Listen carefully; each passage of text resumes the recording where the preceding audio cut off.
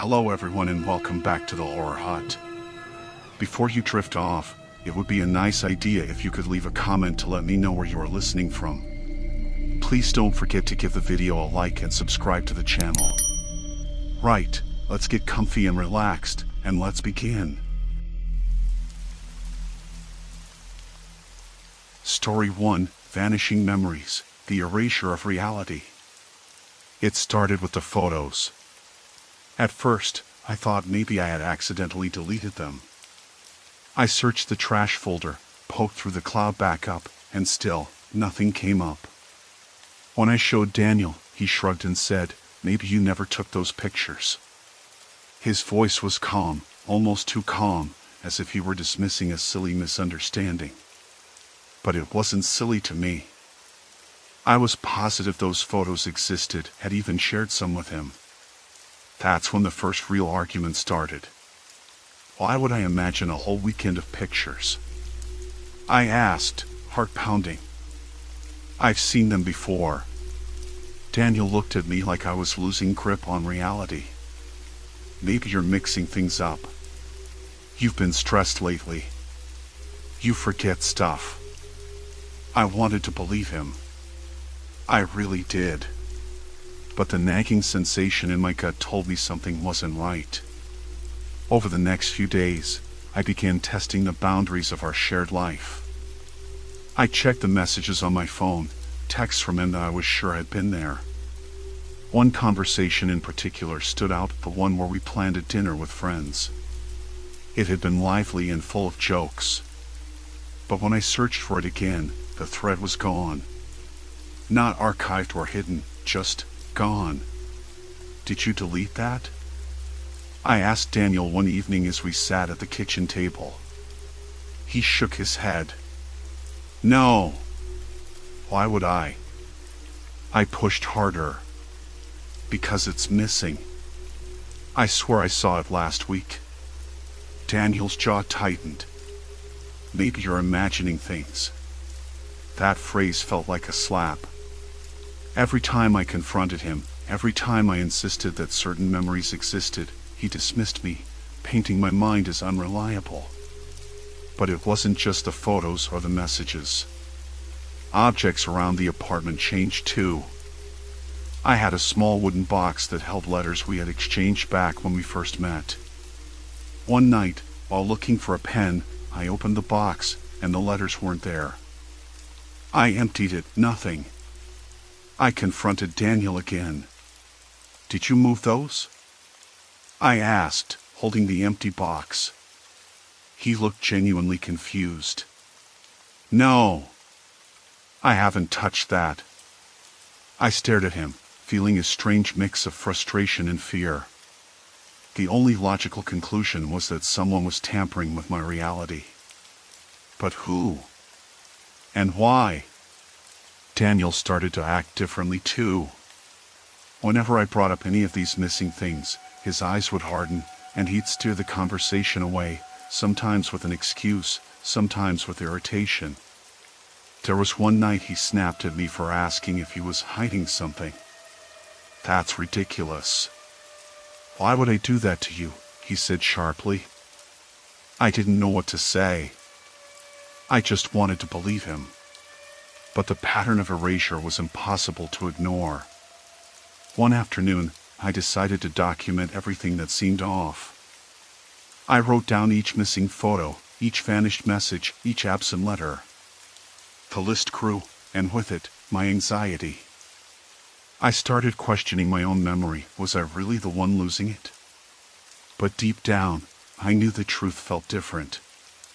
It felt deliberate. I looked at Daniel one evening, as we sat watching a show, and asked quietly, "Have you ever changed anything in our lives? Any of the things we had?" He glanced at me, then away. His silence was louder than any denial. "Please talk to me," I urged. He hesitated, and then, in a low voice, "I don't know what you want from me." That night, I lay awake, trying to piece together the fragments of my daily life. Each time I confronted Daniel, the world shifted just enough to make me question everything. I felt trapped inside a puzzle with missing pieces, and the most terrifying part was not knowing who was removing them or what the picture was supposed to be. The last thing I remembered before sleep took me was the soft click of the apartment door locking behind him as he left for work. Alone in the quiet, I reached for my phone, scrolling through the gallery again. The photos from our trip were still missing. And in that silence, I realized it wasn't just memories disappearing, it was me. My reality was slipping away, one erased piece at a time. I stared at the blank space where the photos used to be, a hollow ache spreading through me. It was as if the world was slowly peeling away from my grasp, layer by fragile layer. My fingers trembled as I locked the phone and set it down on the nightstand. The room felt colder, emptier, like a void waiting to swallow me whole. A sudden noise snapped me out of my thoughts, a faint scratching coming from the kitchen. My heart pounded fiercely as I forced myself to get up, each step heavy with dread. The hallway was draped in shadows, but the light beneath the kitchen door flickered oddly, as if something or someone was moving just out of sight. I pressed my ear to the door, straining to catch any distinct sound. Nothing but the faint, persistent scratching.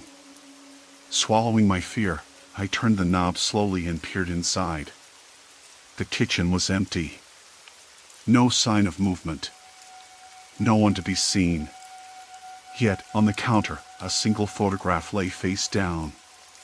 Hesitating, I flipped it over. It was a picture of us at the beach, arms wrapped tight, smiles wide. But the image was smeared, as though smeared with trembling hands or tears.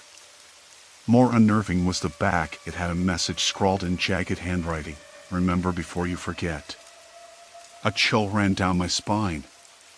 Someone wanted me to remember. Or maybe to realize just how much I was losing, how much I had already lost. I stared at the blank space where the message thread should have been, my fingers hovering uncertainly over the screen. "Daniel," I said, swallowing hard, "did you delete this? The whole conversation?" He looked up from his laptop, eyes narrowing just slightly. "No," he said slowly, "why would I? You always delete stuff by accident." "Not this time," I said, voice barely above a whisper. "I didn't touch it." He leaned back in his chair, arms crossed, the faintest hint of a smirk tugging at the corner of his mouth. "Maybe you're just imagining things." I clenched my jaw and closed the messaging app, trying to steady myself. This wasn't just forgetfulness anymore. It felt deliberate, targeted. Like someone was erasing pieces of my history, rewriting the story I thought I shared with Daniel. I tried to push the suspicion aside. Maybe I was overthinking. Stress could play tricks. But when I pulled out my laptop to check the shared photo albums, I remembered we used Google Photos to back up everything. I was met with the same dead end. The albums from that weekend were gone. Not just missing photos, the entire album was erased. I called Lisa that night. Her voice was cheerful, as usual, but I was anxious. "Hey, Lisa. Did you, by any chance, delete the photos from last weekend? The ones we all took?" "No, why?" "I still have all of them on my phone." "Why?" I explained the situation, careful not to sound frantic, but her voice immediately sharpened. "Are you okay?" "This sounds weird." We agreed to meet the next day. I needed to see if anyone else had noticed these strange disappearances, or if I was really losing it. The coffee shop was busy, the hum of conversation a comforting backdrop as Lisa and I sat across from each other. I pulled out my phone and showed her the empty photo folder. Lisa frowned. "That's definitely strange. I have the photos here. See?" She swiped through a vibrant stream of images from the weekend, laughing faces, the messy dinner table, the city park where we'd spent the afternoon. I felt relief wash over me, but it was quickly replaced by confusion. How could these photos be on Lisa's phone but not mine? And why would Daniel deny they ever existed on my device? Lisa's expression hardened a little. Do you think Daniel is messing with your phone? Like, trying to make you question yourself? I shook my head. I don't want to believe that. He's been distant, but this feels purposeful. She looked at me seriously. You should be careful. If someone is manipulating your reality, it's not just about pictures or messages. It's about control. Her words echoed in my mind later that night, when I sat alone in our apartment, scrolling through my phone again. I opened the text messages app and searched for the dinner plan once more. Still gone. Then, out of frustration, I typed dinner into the search bar, hoping to find any trace at all. Nothing. I moved to our shared calendar app, thinking maybe the event was still there. We'd used it to schedule appointments and social events, but the dinner plan was missing. I asked Daniel casually the next morning, "Did you delete the dinner event from the calendar?" He shrugged. "I don't remember putting it in there." "There were reminders," I said, heart pounding. "We talked about it several times." He shook his head, eyes avoiding mine. "Maybe you got mixed up with another week." I wanted to push harder, but something in his gaze stopped me. Not fear, exactly, but a coldness, like a wall being built between us. I left it alone after that, but the doubts gnawed at me. A few days later, I found the final piece missing from my fractured reality. I was sorting through the pile of letters and bills on the kitchen counter when I noticed one from the bank. I opened it cautiously. It was a statement, nothing unusual except for a transaction I didn't recognize. A withdrawal from our joint account for a hefty sum, made the same day the dinner was supposed to happen. I confronted Daniel that evening. "Did you withdraw money from our account last week? Like a big amount?" He looked startled for a moment, then smoothed his expression. "Yeah, I needed cash for some expenses." "I told you." "No, you didn't mention anything." He sighed and stood up. "Look, maybe you're just stressed out. I've been handling some things. You don't need to micromanage every detail." I stared at him, feeling the familiar frustration rise. "Daniel, things are disappearing, photos, messages, plans. I don't know what's going on, but I'm scared. I don't know if I'm losing my mind or if someone is trying to erase parts of my life." He looked at me with a mix of pity and irritation. "You're imagining things again. You're stressed. Take a break." I bit back the urge to argue. Instead, I decided to trust my instincts. If Daniel wasn't going to help me find answers, I'd have to look elsewhere. The next morning, I visited the local electronics store. I wanted a professional opinion about my phone. Maybe there was a glitch or malware. The technician's face grew serious as he ran diagnostics. "Everything looks normal," he said. "No signs of hacking or software errors. If messages or photos are missing, it's either someone deleted them or there's user error." "User error?" I repeated, disbelief thick in my voice. "I know I didn't delete anything." He shrugged. "Phones don't just lose data on their own." I left the store feeling more alone than ever. Back at the apartment, Daniel was waiting. He looked calm, almost too calm. I wondered if he'd been watching me. "Did you get your phone checked?" he asked. I nodded, and before I could say more, he added, "See? Nothing wrong with your phone. Maybe you should stop worrying so much." I wanted to scream, to shout that this wasn't about the phone. It was about my memories. But I swallowed it down, stepping back to think. That night, I sat on the edge of our bed, scrolling again through old photos, searching for anything familiar. Every time I confronted Daniel about the missing pieces, the world around me shifted a little more. The photos gone. The messages gone. Even simple things like our dinner plans vanished. And with each loss, Daniel's denials grew firmer, colder. I didn't know if I was losing my mind or if someone was deliberately erasing my reality. But I knew one thing for sure: I couldn't trust him anymore. The thought twisted in my chest like a knife. I was trapped inside a world that kept changing, and the person I loved most was the one holding the eraser. I sat on the edge of the couch, phone in hand, staring blankly at the blank space where the conversation with Daniel should have been. Daniel came into the room, holding a glass of water. "You okay?" he asked, voice even but cautious. I'm not sure," I said, looking up at him. "The message thread with you, the one where we planned dinner last week, it's not there anymore. I can't find it anywhere." He hesitated, then smiled softly. "Did you maybe delete it?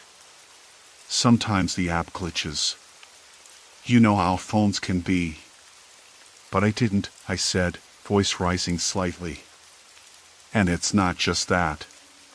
The photos from our trip gone. The messages gone. It feels like the stuff I remember is just being wiped out." Daniel's expression hardened just a little, his smile vanishing. "You need to stop obsessing over this, okay? It's messing with your head." I clenched my jaw. That was the usual response. I was stressed, tired, forgetful. I was imagining things. I wanted to believe him, but every day, the world shifted beneath my feet like sand. Something was wrong, and I was desperate to find out what. After a long silence, I said, "Have you been deleting this stuff?" He looked away, face unreadable. "Why would I do that? I want us to have a future. Why would I erase our memories?" That question lingered in the air, heavy and sharp. I wanted to believe him. I wanted to think that this was just a strange glitch in my memory or my phone. But the evidence kept piling up. Photos, messages, reminders, everything I held onto to tether me to reality was disappearing. And Daniel was the only other person who had access to these things. Later that evening, I tried a different approach. I pulled out my laptop, opened the shared cloud folder we kept for trips and important documents. I scrolled through the files, fingers trembling.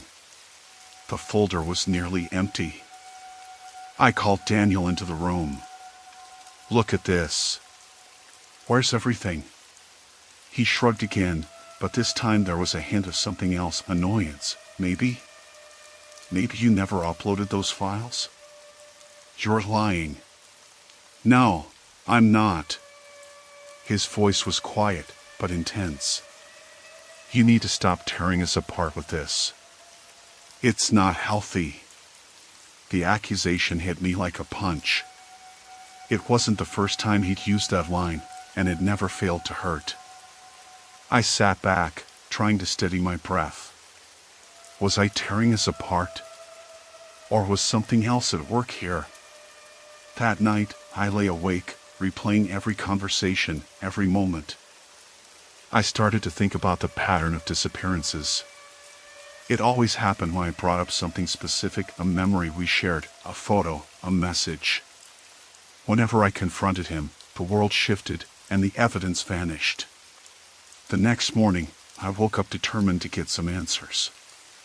I decided to go through our old emails, hoping to find traces of conversations, plans, anything that might have been saved outside of our phones and cloud. Scrolling through months' worth of correspondence, I found nothing unusual until I reached a thread from 3 months ago. It was a message from Daniel to me, about a weekend trip to the coast. I opened it eagerly. It was there. The plans we made, the jokes we shared, the excitement we felt. But then I found a second thread, from the same day, to a different address. Curious, I opened it. It was another message from Daniel, But this one was to someone named Mark, arranging a separate meeting, referring to me in a way that made my stomach twist. The words were casual, but dismissive. He spoke about needing space, about someone who was starting to get on his nerves. I felt the cold spread through my body. I closed the laptop and sat in stunned silence. Was Daniel living a double life? Was he trying to erase parts of me from his world? Later that day, I confronted him again. "Who's Mark?" I asked quietly, watching his reaction. Daniel looked taken aback, then quickly masked it with a forced smile. "Just a coworker." "But why are you making plans with him that involve pushing me away?" He shook his head. "You're reading too much into this." "I'm not. I found the emails. The ones where you talk about needing space from me." "What's going on?" Daniel's eyes darkened. "You're making this about me, but you're the one who's unstable. You don't trust me, and that's pushing me away." His words stung, but beneath the anger was something else. Fear? Guilt? I wasn't sure anymore. Over the next few days, I started paying attention to small details around the apartment. Photos on the walls, notes stuck to the fridge, even the little souvenirs from trips we'd taken. I noticed some had been moved, others missing altogether. One afternoon, I found a receipt in the trash, a hotel booking I didn't recognize, dated 2 weeks ago, paid in Daniel's name. I asked him about it, and he claimed it was a work trip. But the dates overlapped with the times I remembered him being home. That night, I stayed up watching him, waiting for clues. But he was careful, always polite, always just out of reach emotionally. The man I thought I knew was slipping away, replaced by someone I couldn't read. I started wondering if I was losing my mind. Maybe I was imagining things, twisting memories, seeing conspiracies where there were none. But then the photos disappeared again. Then the messages. Then the notes. Every time I pushed for answers, reality shifted around me, as if someone was erasing my existence piece by piece. I realized then that this wasn't about memory or technology. It was about control. Daniel was controlling the narrative, deciding which memories were real and which weren't, rewriting our history to suit his needs. And I was the one losing the story. I didn't know how far he was willing to go to keep me in this fog of doubt and confusion. But I knew one thing for sure: I had to find a way out before there was nothing left of me at all. I waited until Daniel left for work before I started tearing through the apartment again, my hands shaking as I flipped through the photo albums on the shelves, albums we had filled together, or so I thought. I stared at the empty frames like they were some twisted joke. I could almost hear Daniel's calm voice echoing in my head, "Maybe you're mixing things up." But no, I wasn't. I had held those photos, shown them to him. I had proof, memories that I could taste, touch, and see in my mind's eye. But the physical evidence was vanishing. I pulled out my phone and opened the gallery app. A blank screen stared back. The photos were simply not there. Panic clawed at my throat as I swiped through every album and folder. There was nothing. No beach days, no dinners, no selfies. Just the most recent pictures, food I took moments ago, the piles of laundry, the dimly lit corners of the apartment. I tapped the messaging app next. I was sure the conversation I had with Daniel the day before was saved somewhere. The one where I had confronted him about the photos. But the thread was gone, just like the others. That lively exchange, full of our typical banter, was nowhere to be found. My fingers trembled. I opened the phone settings, checked the backup, and scrolled through the cloud storage. Nothing. No archive, no backup, no trace. It was as if someone had meticulously wiped the entire history, our shared life disappearing piece by piece.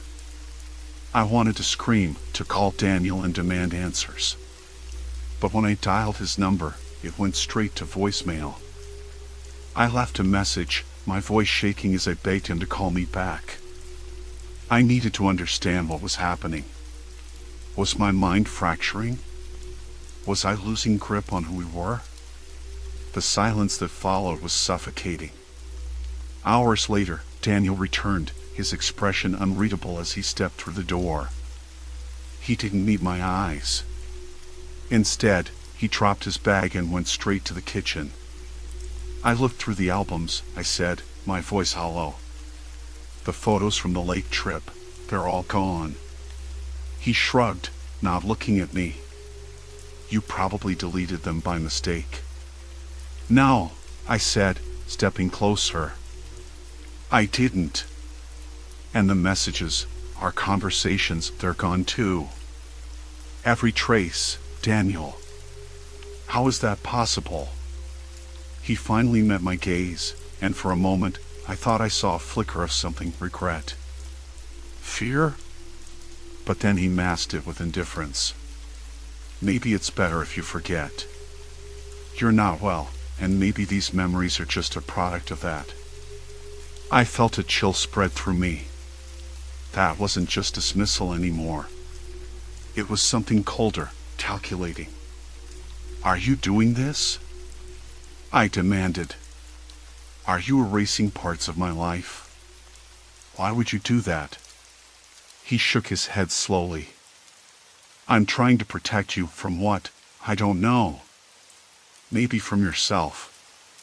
I backed away, my heart pounding. There was no ghost, no supernatural force twisting reality. It was something far worse, someone close to me, deliberately erasing fragments of my life. And the thought that the person I trusted most could do this made the air around me feel heavier, suffocating. That night, I lay awake, scanning the darkened room for signs of normalcy, looking for something, anything, that could anchor me to reality. But the apartment felt different.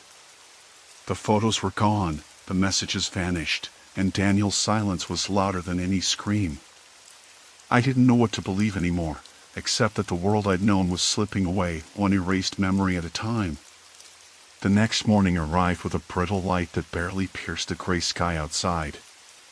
I moved through the apartment like a ghost, my hands tracing the outlines of objects I once knew intimately, now alien and cold beneath my fingertips. Every corner seemed to hold a secret, every shadow a question I dared not ask aloud. The absence of Daniel was a void that echoed louder than any presence ever could.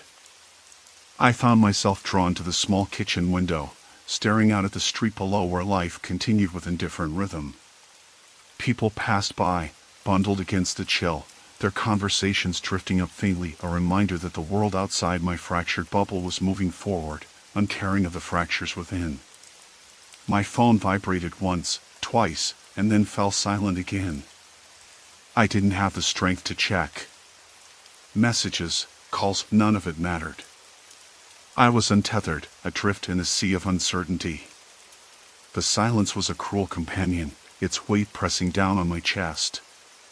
Hours blurred into an indistinct haze. At some point, I caught my reflection in the cracked mirror by the hallway, pale, hollow-eyed, someone I barely recognized.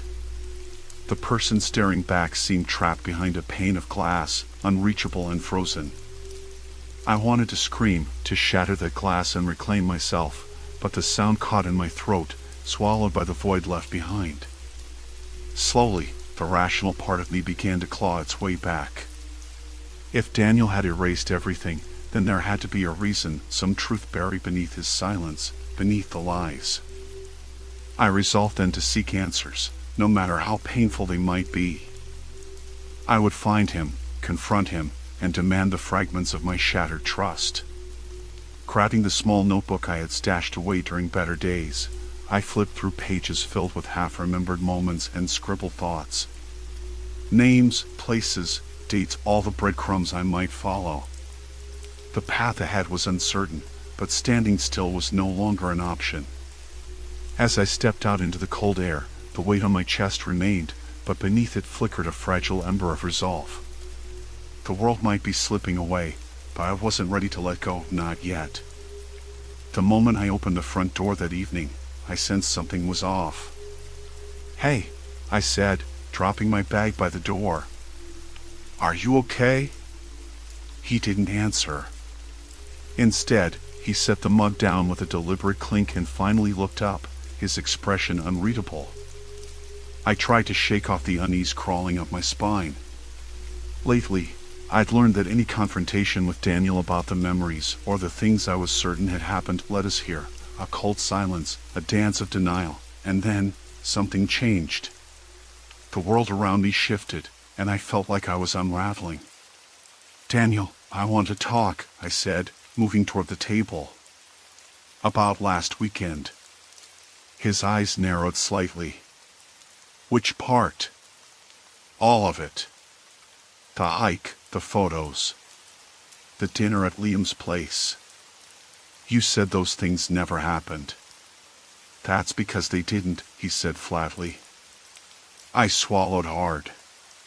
This was new, the bluntness, the finality. The last few times I confronted him, he'd been evasive, dismissive even, but this time, it felt like a wall. I pulled out my phone and unlocked it. "Look here." I tapped the gallery app open. "Remember these? You're in all of them." I scrolled to the weekend album I'd painstakingly curated when I first noticed the gaps. He leaned over casually, but instead of looking down at the screen, he stared past me, out the window. "I don't see any of that," Daniel said. I blinked. The images were there, clear as day, me smiling, Daniel laughing, the little park where we'd stopped for coffee. I tapped on a photo, and suddenly the screen went black. I unlocked the phone again, heart racing. The album was gone. "No," I whispered. "It was right here." Daniel shrugged. "Maybe your phone glitched." I clenched my jaw. "It's not my phone. It's this whole thing. The photos, the texts, the conversations we had. You tell me they never happened, but they did." He folded his arms. "Maybe you want them to have happened." The skepticism in his voice sounded like a challenge. I was out of options. My mind was screaming for an explanation, and nothing he said made sense. Why would I invent all this? What would I gain? He didn't answer. Instead, he glanced toward the living room, where the wall was bare. I frowned and walked over. Yesterday, there had been a framed photo of us on that spot, the one we took at Liam's party, smiling under the string lights. Now, the frame was gone.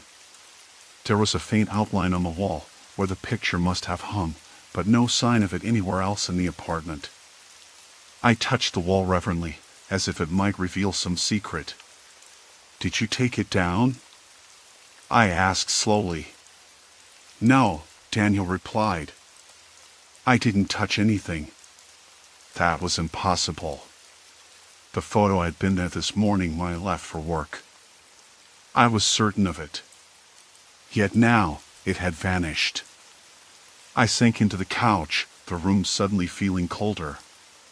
"This is what I mean," I said. "Every time I bring this up, something disappears or changes.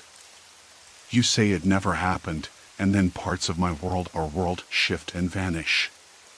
Daniel finally met my eyes, and for a moment, I thought I saw something flicker behind his calm mask. Doubt, maybe, or guilt. "Am I going crazy?" I asked, my voice cracking. He stood up and walked over to me, hesitating before he spoke. "I don't know. Maybe you're stressed. Maybe something's been affecting you more than you realize." "Like what?" I pushed. He ran a hand through his hair. "I don't know." "I'm sorry," he said, and then looked away. The apology felt hollow, like a rehearsed line. But it was the closest thing to an admission I'd gotten. I looked around the apartment again, eyes scanning every surface, every corner. It was as if the life we built together was being erased in real time, and I was powerless to stop it. I stood and walked to the kitchen counter, pulling open a drawer. I rifled through the papers and receipts we kept there. Last week's grocery list, a few bills, but no sign of the small envelope I kept inside were the printed copies of our messages, the texts I'd saved when I still hoped to prove to Daniel that the memories were real. I searched again, more frantically this time, dumping the contents onto the floor. Nothing. "Daniel," I said, voice rising. "Where's my envelope?" He was behind me now, his breath warm on my neck. "Maybe you misplaced it," he suggested softly. I spun around. "Don't do that. Don't pretend you don't know where it is." "I'm not pretending," he said evenly, but there was a hardness in his eyes that I couldn't ignore. The truth was settling over me like a shroud. This wasn't random. Someone was erasing my reality. And the only person who had access to all these fragments of my life was sitting right in front of me. "Have you been deleting things? Photos? Messages? Stuff in the apartment?" I asked, voice trembling with a mix of fear and anger. Daniel hesitated, then said, "I told you, I don't know what you're talking about." But I caught the sudden shift in his expression, the tightness around his mouth, the flicker of impatience, and I knew he was lying. I sank back onto the couch, exhaustion washing over me. "Why?" I whispered. "Why do this to me?" Daniel sat down beside me, too close, the tension growing between us like static. "Because you're losing it," he said quietly. "Because the more you cling to these memories, the more you push me away." I shook my head. "This isn't about you or me. It's about what's real." He stared at me for a long moment, then stood abruptly. "Maybe you should see someone," he said, voice cold. "A professional." I wanted to scream at him, to tell him that this wasn't in my head. But part of me was starting to wonder if he was right. The constant shifts, the disappearing evidence, it was driving me insane. Before he left the room, Daniel turned back. "I love you. But this has got to stop." As he closed the bedroom door behind him, I felt more alone than ever. I sat there in the dim light, the silence of the apartment pressing in. The photos, the messages, the memories, they were vanishing piece by piece. And with every fragment lost, so was my sense of self. Because if I couldn't trust my own reality, what was left? I pulled out my phone again and opened the gallery.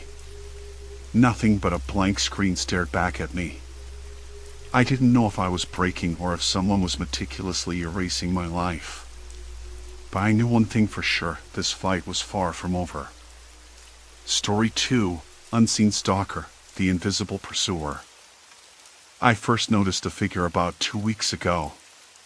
But then it happened again. That afternoon, I was walking to the coffee shop a few blocks away. The streets were unusually empty for a Wednesday. As I crossed the intersection, I felt that same prickling sensation on the back of my neck.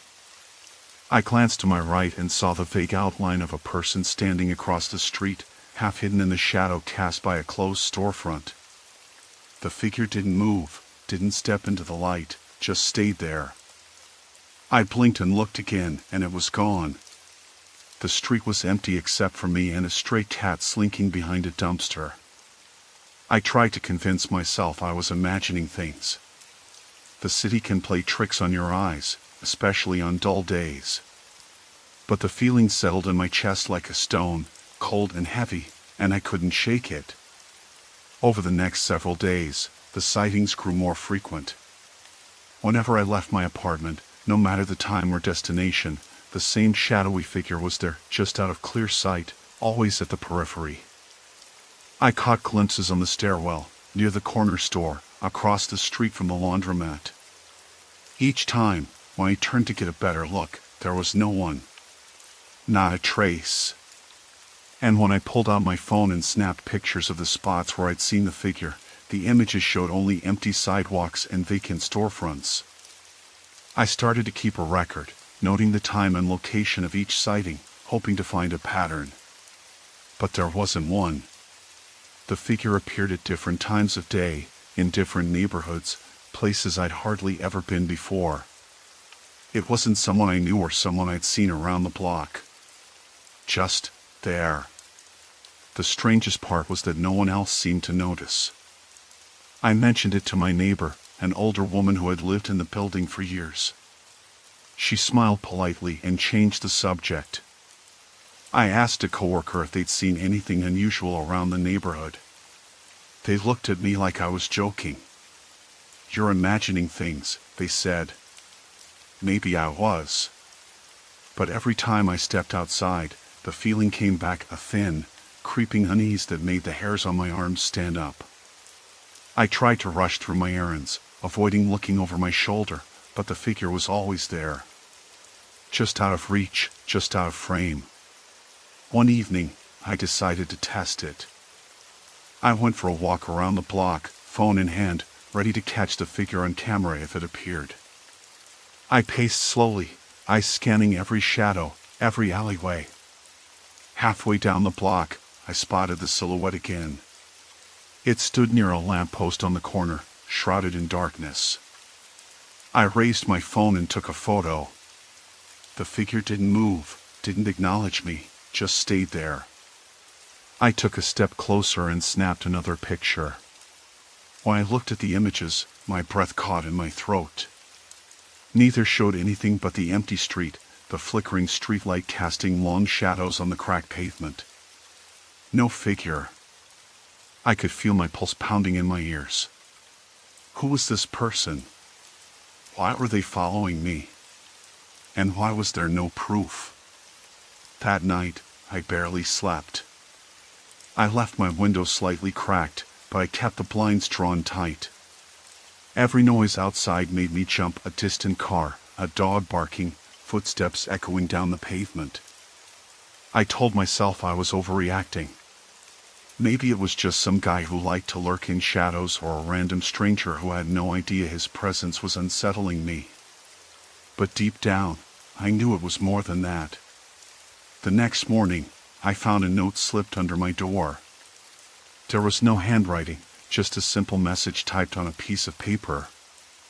"I know where you are." My hands trembled as I picked it up. The note was unsigned, no indication of who left it or why.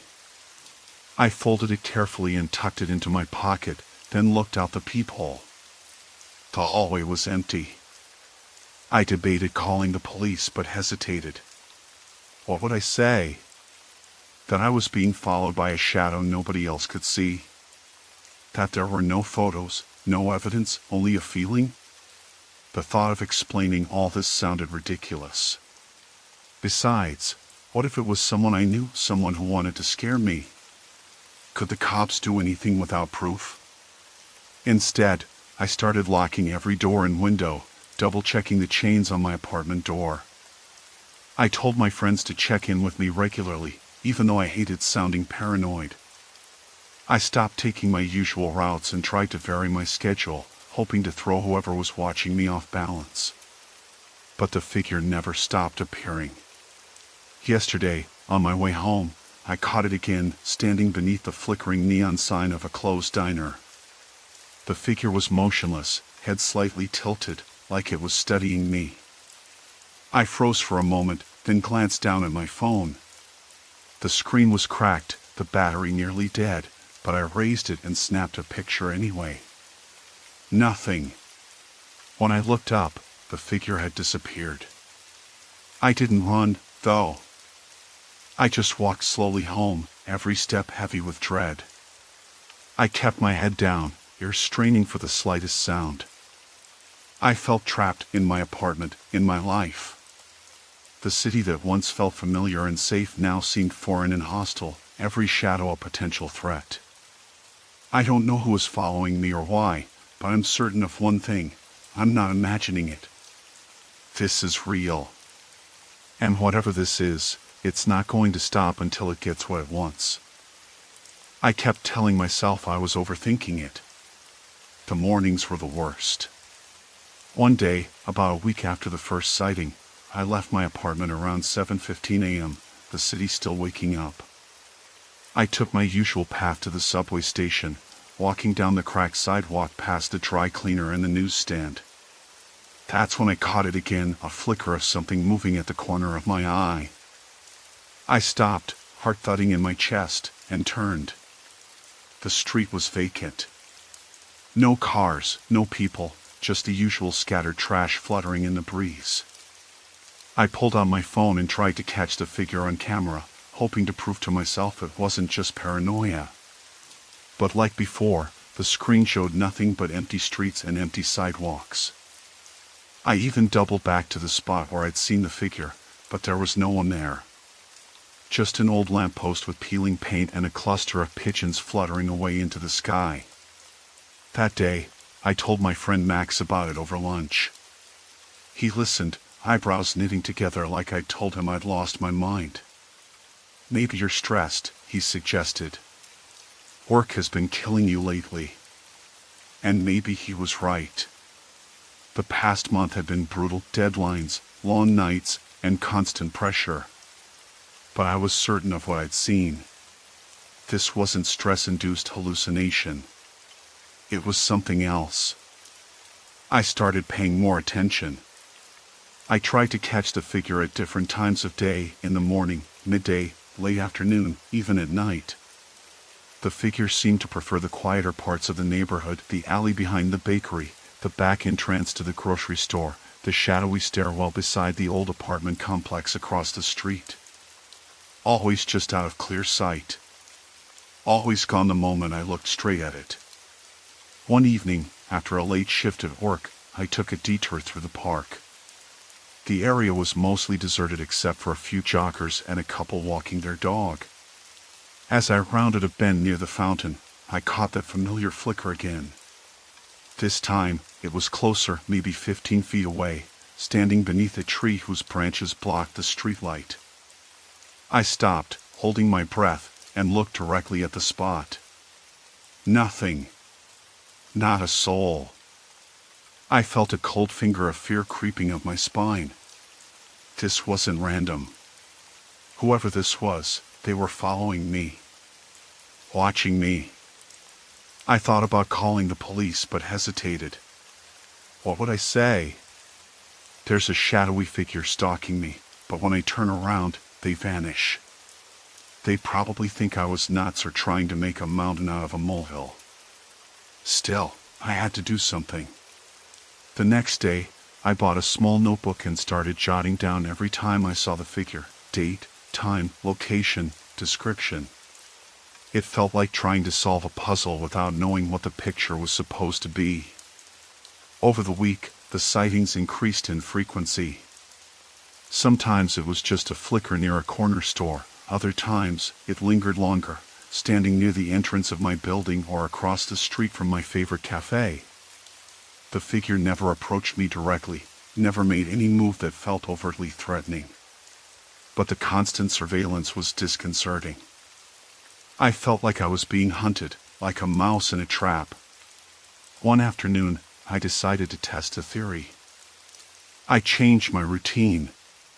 Instead of taking the usual street to work, I cut through a different neighborhood, one bustling with people, noise, and traffic. I expected maybe the figure would lose me or not follow. But no. As I crossed the busy intersection near the bookstore, I caught it again, a silhouette just standing in the shadow of a construction site. The street hummed with life around it. Cars honked, people chatted and bustled past. But the figure stayed still. I felt a sudden rush of panic and broke into a run. My breath came fast and ragged as I rounded the corner. When I looked back, the street was empty again. That night, I barely slept. The images of the figure kept flashing in my mind. I didn't know if I was being stalked, surveilled, or if this was some kind of twisted game.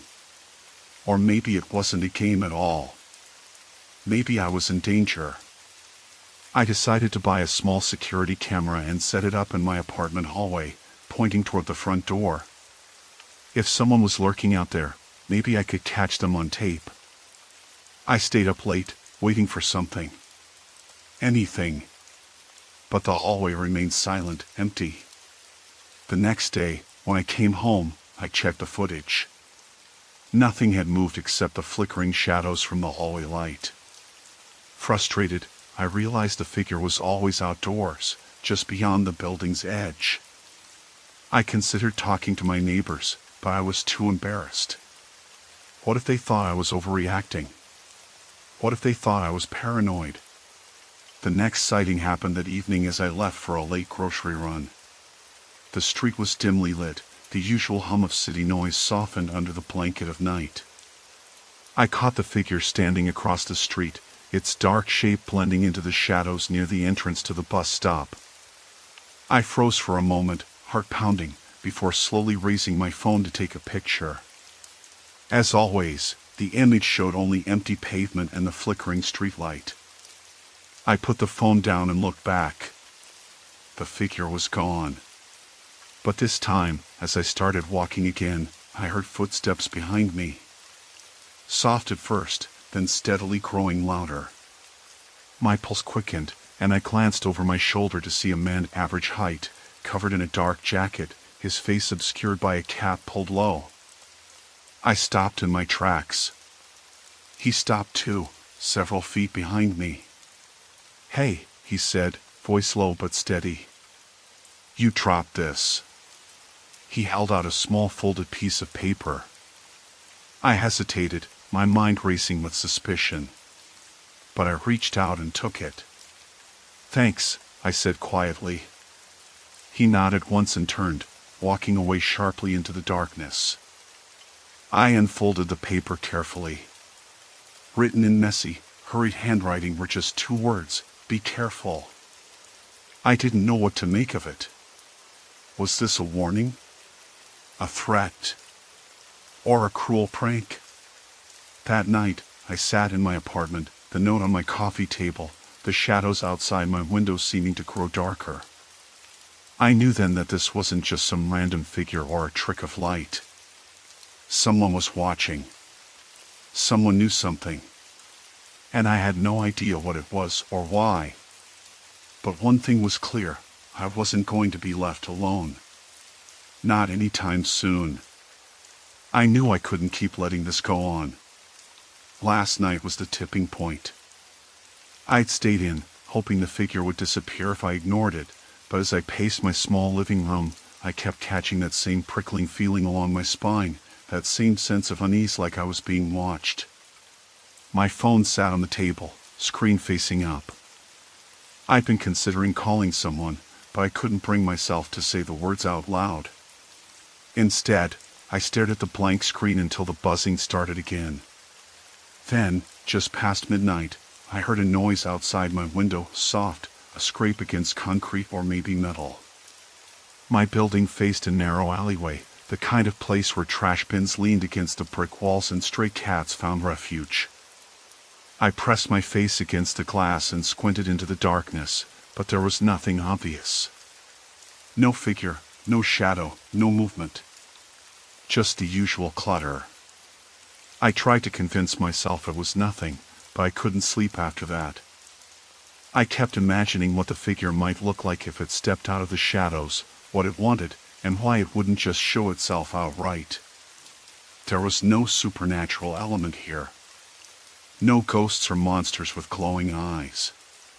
Just a person, human, real, close enough to make me feel like a mouse trapped in a corner. This morning, I decided I had to be proactive. I needed to find out who was following me, or at least confirm that I wasn't losing my mind. I grabbed my coat and headed out, my phone already recording video. I figured that if the figure was truly there, maybe I could catch it on camera this time. Crossing the street, I kept my eyes glued to every corner, every shadow, every darkened doorway. The city was quiet, almost subdued. The usual morning rush had been replaced by a hollow emptiness that made the shadows deeper, the silence heavier. As I walked, I caught that flicker again, the brief outline, the subtle shift in the corner of my eye. My heart hammered. I stopped and spun around, but there was only empty sidewalk, the fluttering leaves of a sycamore tree, and a stray newspaper tumbling in the breeze. I called out, voice low and tentative. "Who's there?" Silence. The only response was the distant wail of a siren and the hum of a passing car. I kept moving, more wary now. I passed the corner store, the place where I'd glimpsed a figure a few days earlier. I stopped outside, glancing up and down the narrow street, feeling the weight of the silence pressing in. I reached into my pocket and pulled out my phone. I hit record and trained the camera on the dark alley beside the building. Nothing moved. No one appeared. The screen showed nothing but an empty alley, litter scattered across the cracked pavement. I lowered the phone and sighed. Then I heard footsteps behind me. Not the usual city noise, distant and indistinct. These were deliberate, slow, measured steps, someone walking with purpose. I froze. Turning slowly, I faced the street. There, a few yards away, stood a man. He was tall, broad-shouldered, dressed in a dark coat and a baseball cap pulled low over his eyes. His face was obscured partly by shadow and partly by the cap's brim, but he was very much real. For a moment, we just looked at each other. My chest tightened with a mix of fear and something else, curiosity, maybe. Who was he? Why had he been following me? I took a cautious step back. "Can I help you?" I asked, trying to keep my voice steady. He said nothing. Instead, his head tilted slightly, as if assessing me. Then, almost imperceptibly, he began to walk away. I hesitated. Part of me wanted to call after him, to demand answers. But instinct told me to stay put. He disappeared around the corner, swallowed by the early morning shadows. I stood there for a long time, heart racing, before finally turning and heading back to my apartment. Once inside, I locked the door and drew the curtains tight. I sat on the edge of the couch, phone in hand, replaying the moment over and over. The figure was real. Not a trick of my imagination. But why me? I thought back to the past few weeks. Small things that didn't make sense before suddenly felt sinister. A misplaced key near my door, the faint smell of cigarette smoke when I knew no one smoked in my building, the way the locks on my apartment door sometimes seemed just a little loose. Could someone have been watching me for longer than I realized? That afternoon, I decided to visit the police station. It was a long shot. I knew they probably wouldn't take me seriously, but I needed to report what was happening.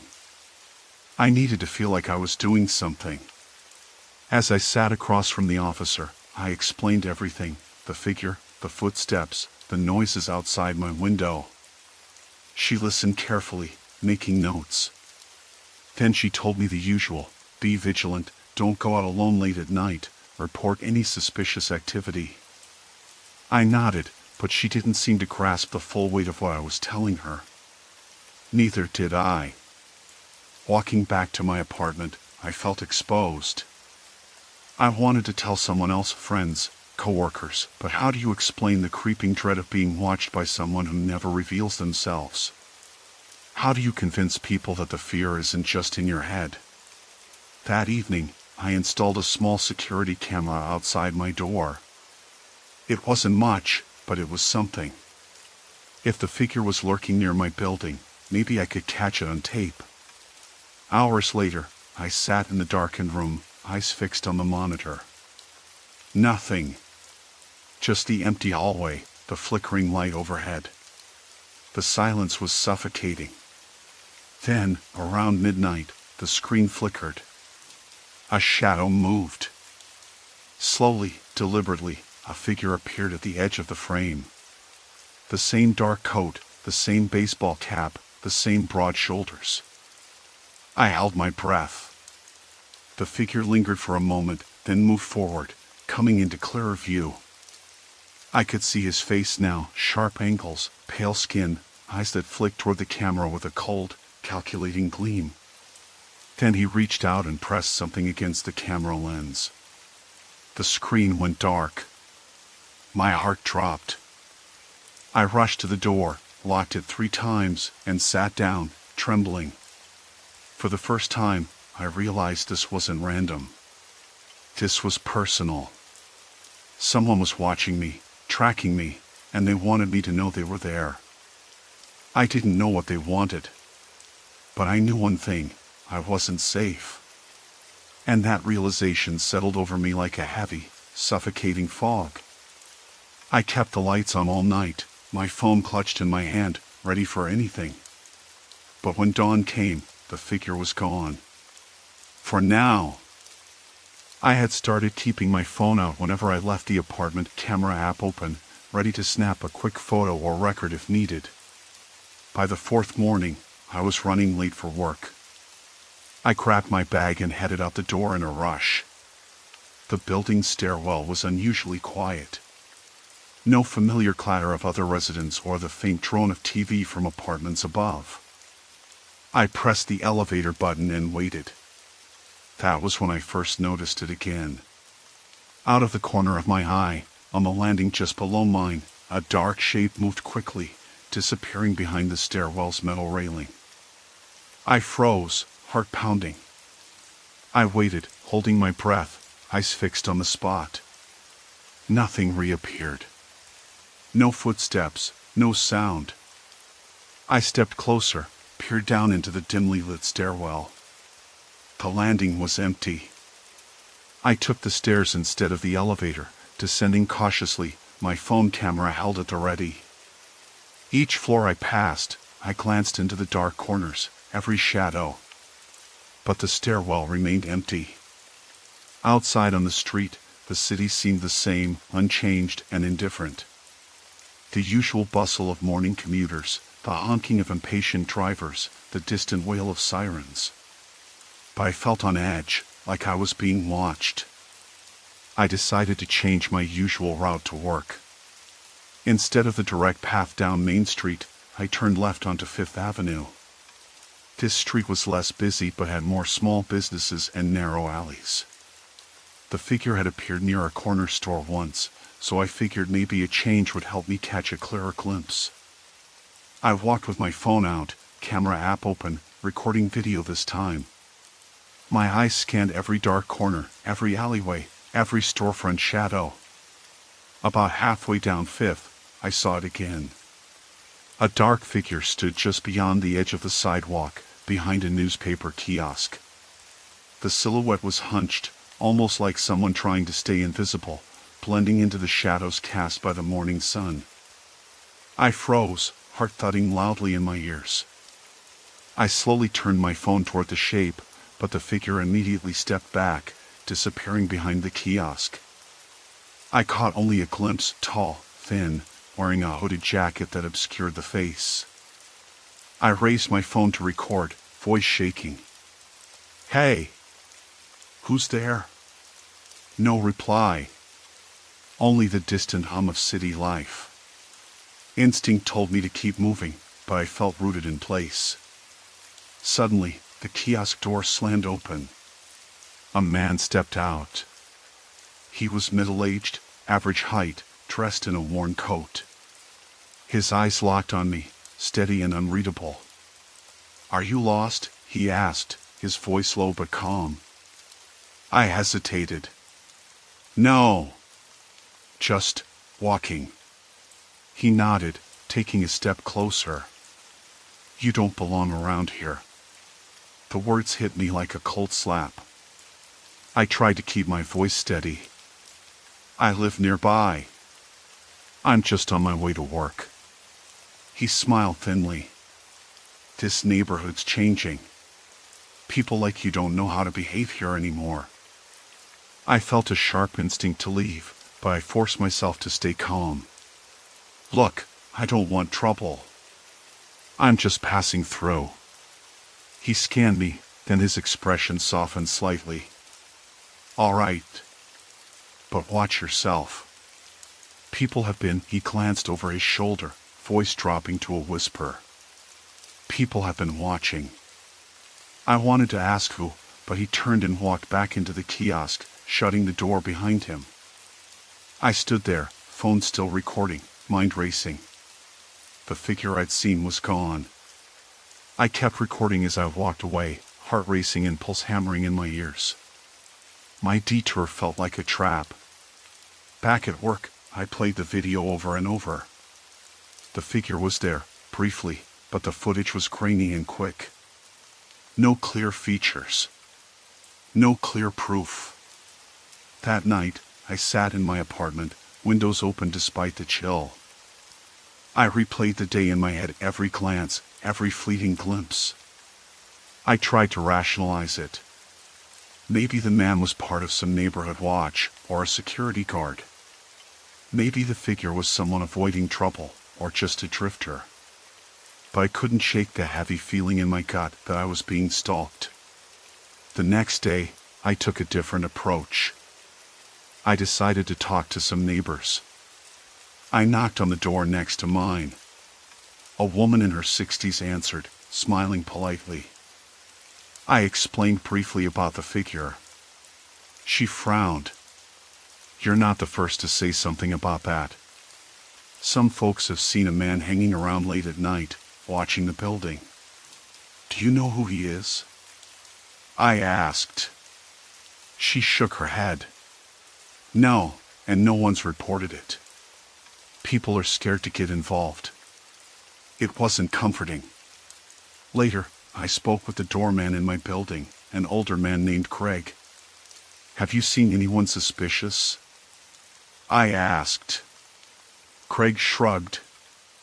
I keep an eye, but nothing concrete. Sometimes folks like to lurk, make people nervous. I'll keep an extra lookout though. I thanked him, but the unease didn't ease. That night, I double-checked all my locks and closed the blinds. I didn't sleep well. The next morning, I stepped out again, determined to keep my guard up. As I locked the apartment door, I caught that shadow at the edge of my vision again, just a flash against the hallway wall. I spun around. Nothing. My heart was racing. I gripped my phone tighter and hurried down the stairs. Outside, the street was busy, filled with the usual morning crowd.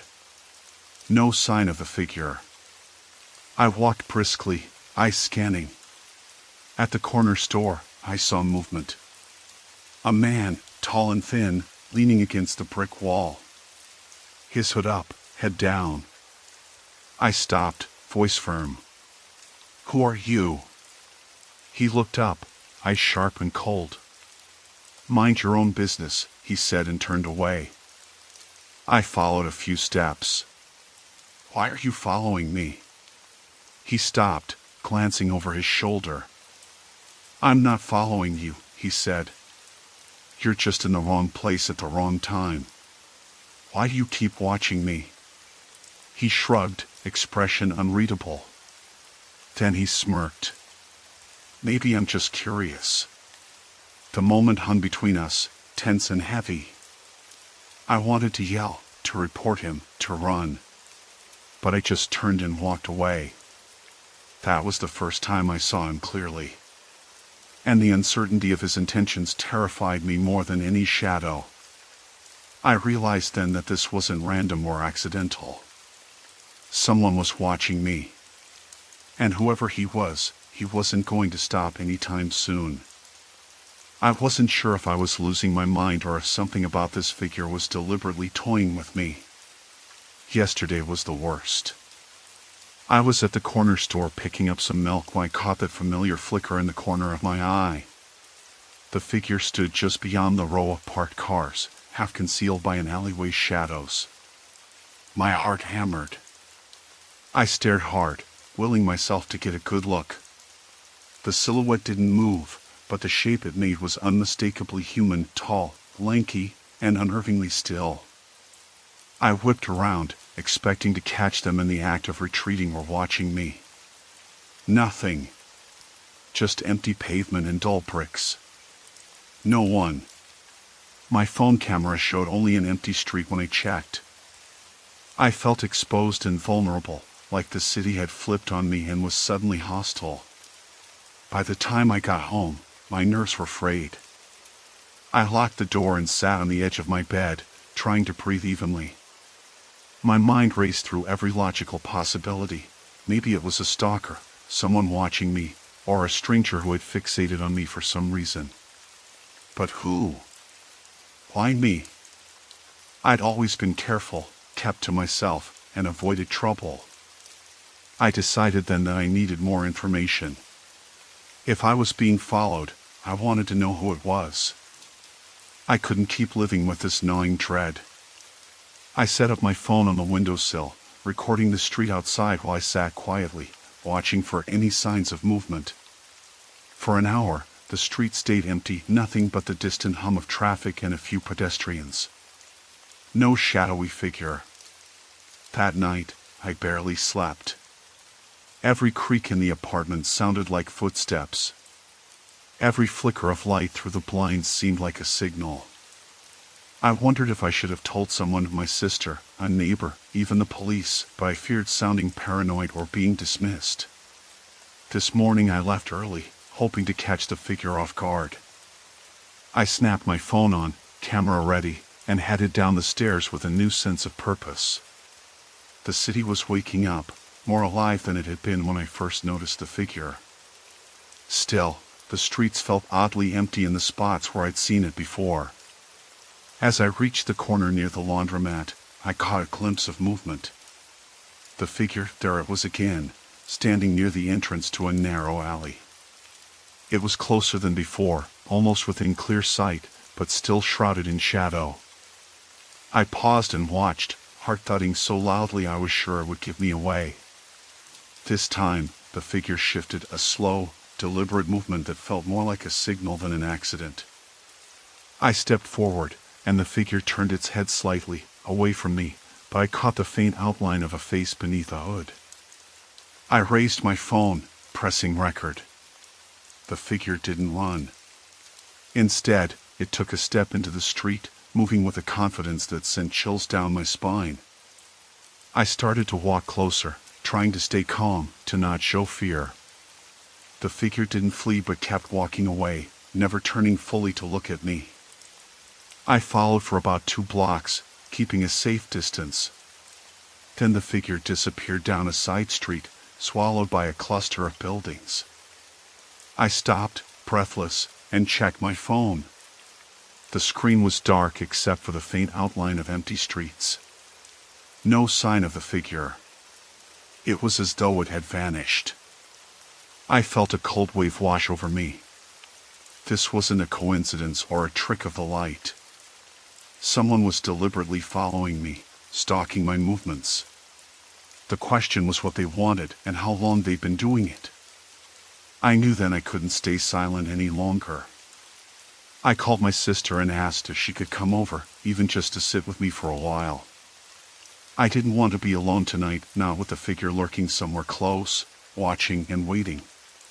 As I waited for her, I took a deep breath and forced myself to review everything I'd noticed. The figure's movements, the times it appeared, the places it lingered. Patterns I hadn't seen before started to form in my mind, routes I took that overlapped with the figure's appearances, times I left the apartment that matched when it showed up. The thought made my skin crawl. It wasn't random. They knew where I went. They were learning my habits, studying me. When my sister arrived, I showed her the recordings and told her everything. She was quiet for a long moment, then said we needed to involve the police. I hesitated, worried about making things worse or being dismissed as paranoid, but I could see the concern in her eyes. I knew she was right. We made a plan to report the stalking, and she stayed with me late into the night. Outside, the city carried on, oblivious to the quiet terror unfolding in my apartment. But inside, I felt a little less alone. For now. Tomorrow, I would face this head-on. I couldn't keep running from shadows that weren't imaginary. I didn't know who was behind the figure or what they wanted, but I was done waiting to find out. As dawn broke, I steeled myself for the day ahead. The police would listen, evidence in hand, and maybe, just maybe, this nightmare would begin to unravel. But deep down, I knew the path wouldn't be simple. Trust was fragile now, and every step forward felt like walking a tightrope over darkness. Story 3, Dead End Detour, Haunted GPS Terror. I was driving home late that night, the highway stretching out ahead like a ribbon of black silk, the dashed lines glowing faintly under my headlights. I had left the office hours earlier than usual, hoping to beat the cold front that was rolling in. The sky had been clear when I started, but now clouds had thickened, blotting out the stars and leaving the world in a muted shade of gray. The air inside the car felt heavy, the silence stretching thin. I reached to adjust the temperature, but the heater was barely making a dent. The cold crept in through the windows and settled in my bones. My GPS suddenly spoke up again, the voice a little less steady than before. In 500 feet, turn right. I frowned. The road ahead was a straight shot for miles. There was no right turn in sight. I kept driving. Then the voice repeated, turn right now. I pulled over onto the shoulder, heart picking up. The screen had changed, the usual map view replaced by a sparse, almost blank display. No towns, no street names, no signs of civilization. Just a thin gray line turning sharply to the right, leading off the main highway onto a narrow road I had never seen. I shook my head, muttering under my breath. GPS glitches happen sometimes, especially late at night and in rural areas. I rebooted the device, waited for the signal to catch up. When the map reloaded, it still showed the same turn. I glanced at the clock, 11:30. I didn't want to argue with the GPS, but something about this felt off. The road I turned onto was narrower, the pavement cracked and uneven. Trees closed in on either side, their skeletal branches reaching over the hood of the car like dark, grasping fingers. The headlights barely penetrated the shadows. I felt a chill unrelated to the cold air. The silence was different here, thicker, heavier, as if the world itself was holding its breath. After a few minutes, the GPS tinkered again. Turn left in 300 feet. I followed the directions, even though the signs were absent, and the road felt more like a barely used backcountry lane than anything mapped. The trees gave way now and then to open fields, empty and dim under the moonless sky. My phone buzzed on the seat beside me. I reached over, heart racing. A text from an unknown number, nice drive. I stared at the screen, mind blank for a moment before I locked the phone and shoved it into the glove box. No one knew I was on that road, not my friends, not my family, not even my work. How had someone tracked me? The GPS didn't pause. Turn right in 800 feet. I obeyed, hands tight on the steering wheel, eyes flicking to the rearview mirror every few seconds. The road grew rougher, patches of gravel and dirt cutting into the pavement. There were no streetlights, no houses, no signs, just endless trees, black and silent. The edges of my vision seemed to narrow, the headlights illuminating less and less of the road ahead. I felt trapped in a tunnel of night and shadow. Then the GPS recalculated again. Turn around when possible. I pulled over onto a narrow shoulder, heart pounding. The screen now showed a complicated path, a maze of unmarked and unpaved roads branching off in every direction. I tried to exit the navigation, but the device was unresponsive, seemingly locked in this endless reroute. A sudden noise startled me, a twig snapping behind the car. I froze, scanning the darkness through the rear window. Nothing moved. No headlights, no figure. Just stillness. I realized then that I was no longer just lost. Someone was out there. My mind raced. Was it a prank? Stalker? Something worse. The GPS had become a weapon, a tool to isolate me, to strip away any chance of safety. I gripped the steering wheel faster, the chill growing more than just cold air now. The voice on the GPS was still speaking, but the calm was gone, replaced by something colder, more insistent. "Continue straight," it said. "You're almost there." Almost where? I didn't want to find out. But turning back seemed impossible. The roads behind me had vanished beneath the trees. I took a deep breath and pressed the accelerator down, the tires crunching on gravel as I moved forward into the dark unknown. The headlights sliced through the thickening fog, revealing twisted branches reaching out like skeletal fingers. My pulse quickened as the GPS voice shifted again, now whispering rather than directing. Not far, just beyond the bend. The road curved sharply, disappearing into an abyss of shadows that no light could penetrate. My grip on the wheel tightened, knuckles white. Suddenly, the engine stuttered, sputtering as if protesting the relentless path ahead. Panic flared, but I forced myself to stay calm. The dashboard flickered, and then the GPS screen went black, silent, lifeless. I was alone. No signal, no guidance, just the suffocating darkness pressing in from all sides. A faint glow caught my eye from the corner of the windshield, a flicker like candlelight, wavering between the trees. My heart hammered as I slowed, straining to see if it was real or just my imagination. The glow pulsed again, steady this time, beckoning. Against every instinct, I turned off the road, aiming the car toward that fragile beacon. Somewhere beyond, whatever awaited was waiting for me to arrive. I hesitated, fingers gripping the steering wheel a little tighter. Still, the screen showed the arrow, sharp and clear, directing me off the highway and onto that narrow, unmarked road. The cold in the car seeped deeper as I sat there, windows fogging slightly. I noticed the heater wasn't working right anymore, just a weak puff, no warmth. The night was quiet except for the hum of the engine and the occasional scrape of tires on gravel. I glanced at the clock on the dashboard. Almost midnight. My phone had only a sliver of service, the signal bouncing in and out. I tried calling a friend, but the call dropped before it connected. Frustrated, I shut the phone off and turned back to the GPS screen. The right turn was just ahead, maybe a couple 100 feet down a shoulder that barely existed. I looked out the window, but there was no sign of any turn, no streetlights, no reflective signs, nothing but trees and darkness. I took a deep breath and made the turn.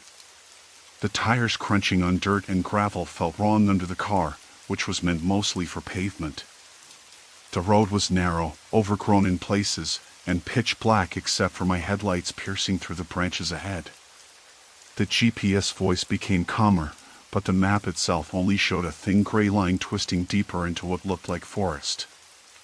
I had no idea where I was, not a single familiar landmark. Usually the GPS would display street names, or at least the names of towns nearby. Now it was just this void, no labels, no markers, no help at all. I tried to shake off the unease settling in my chest. Maybe this was just some weird software error, a glitch in the system that rerouted me through a shortcut I had never heard of. But I had never driven this way before, not in all the years I'd lived in this area. Then the screen flickered for a second. I blinked.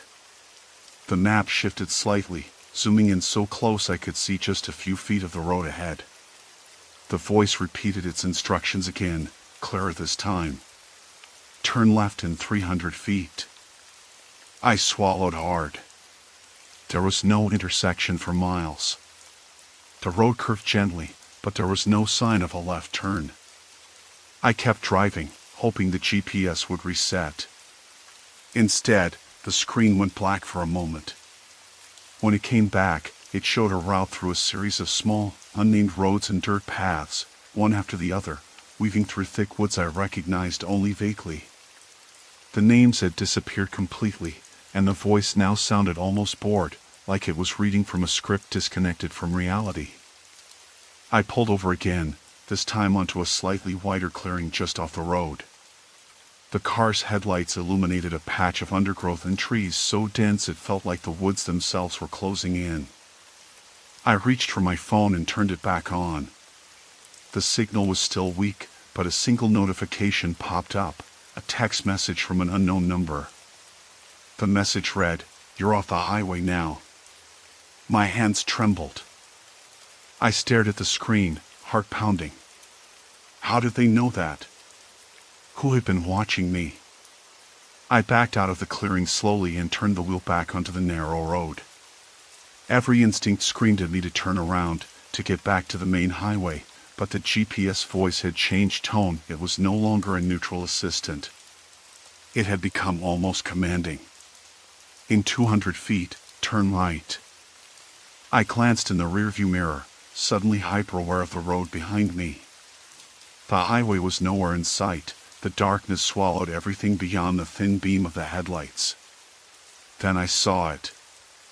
A pair of headlights. Far behind, but moving steadily in my direction. Not close enough to be a coincidence.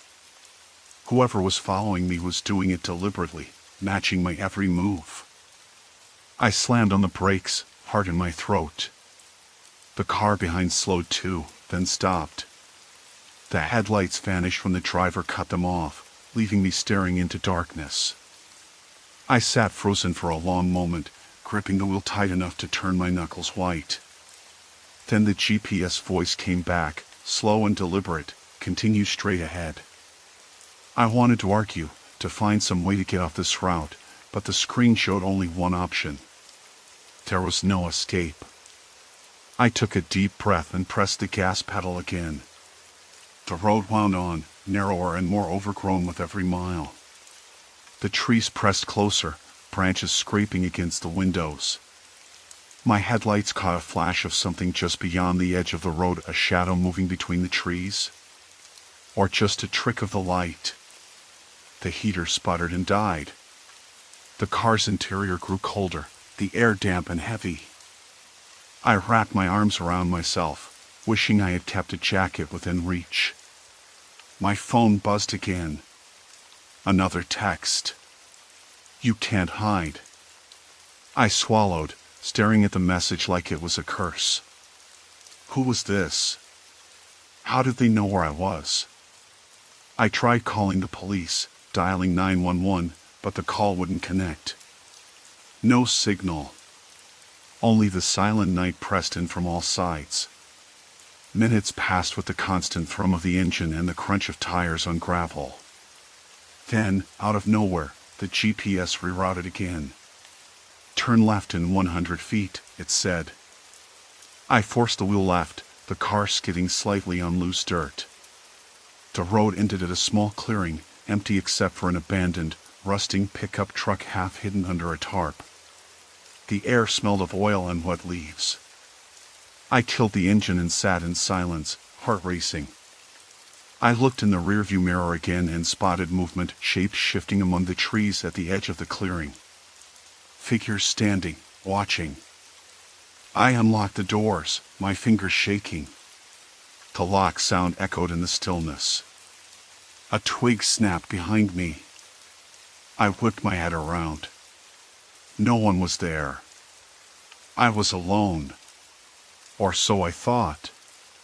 Then the driver's side door creaked open slowly, the darkness swallowing it like a mouth. My breath caught. I fumbled for the keys, ready to start the car and drive away. But the engine refused to turn over. The keys wouldn't turn. My hands trembled harder as a figure stepped into the light of the headlights. Not a ghost. Not something unexplainable. A man. Tall, wearing a dark jacket that absorbed the light, with eyes colder than the night itself. He smiled slowly, a deliberate, cruel smile. "You shouldn't have come this way," he said softly. The words hung in the air, heavy and final. And right then, I realized I was exactly where he wanted me to be. The night wrapped around my car as I cruised down the endless highway, the faint glow of streetlights flickering like distant fireflies. I thought about turning back, but the highway was miles behind me, and my phone had no signal. It was that or keep moving forward, hoping I'd eventually hit something familiar. Still, the whole thing felt wrong. The way the GPS kept rerouting me, deeper and deeper into nowhere, was too deliberate, too precise. Whoever was behind this knew exactly where I was and where I was going. My hands gripped the steering wheel tighter. The temperature inside the car was dropping again. I pulled my jacket closer around me, trying to block out the creeping chill. Up ahead, the road curved sharply left, disappearing into darkness. I slowed to a crawl and then stopped altogether when I saw a faint glow of headlights behind me. For a moment, my breath caught in my throat. The lights weren't visible on the GPS, but here they were, right behind me, moving slowly, almost as if watching. I debated my next move. If I sped up, would they chase me? If I stopped, would they pull alongside, confront me? The air inside the car thickened with tension. I decided to wait. Maybe they'd pass by. But the headlights didn't budge. They stayed just behind me, steady and unblinking. I swallowed hard and flicked the hazard lights on and off. Nothing. The car behind responded in kind, flashing once, then twice. It was a message, but I couldn't tell if it was a warning or a threat. My pulse quickened. I started the car again, easing forward, not too fast, not too slow. The other vehicle mirrored my pace, never gaining ground, never falling behind. I felt like a mouse caught in a trap, running on a wheel that went nowhere. The road wound tighter, trees closing in like sentries, branches scraping against the car windows. Then, suddenly, the GPS beeped, and the screen changed. A new route, even more obscure. The gray line turned sharply right, down a thinner path that looked more like a logging trail than a road. I hesitated. This had to be a mistake. Still, the car behind me didn't hesitate. Its headlights turned right as well, following without question. My mind raced. Whoever was following me wasn't just nearby, they were orchestrating this entire journey, making sure I didn't get to where I was going. But why? What did they want from me? I tried calling someone, anyone. Phone still no signal. The trail narrowed further until the trees pressed so close I could barely see the sky. Patches of moonlight fell in fractured beams, illuminating the twisted roots and rocks that littered the path. I had to slow to a crawl again, the car bouncing painfully over the terrain. Then I caught a glimpse in the rearview mirror, a figure stepping out of the other vehicle. My breath froze. The headlights caught the contours of a man, tall, broad-shouldered, his face obscured by shadow and a hooded jacket. He stood still, watching, waiting. Panic surged through me. I hit the accelerator, the wheels spinning on loose dirt.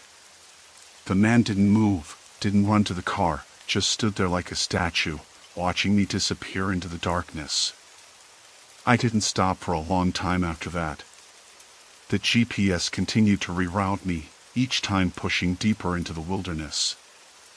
I could feel the weight of those unseen eyes, the certainty that I was no longer just traveling, I was being hunted. Eventually, the road opened into a clearing. I stopped the car, heart hammering, sweat slick on my forehead despite the cold.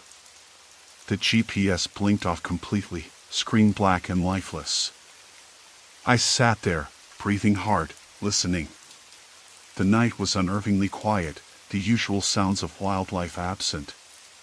The only thing I could hear was the distant, irregular tapping of branches, or was that footsteps. I unlocked the doors, grabbed my phone, and checked for signal one last time. Still nothing. I knew then that I wasn't going anywhere unless I confronted whoever was out there waiting for me. But I wasn't sure if I was ready for what that might mean. The dark settled deeper around me, and I realized the truth I'd been avoiding. Someone had tracked me, monitored my every move, and was determined to keep me from arriving at my destination.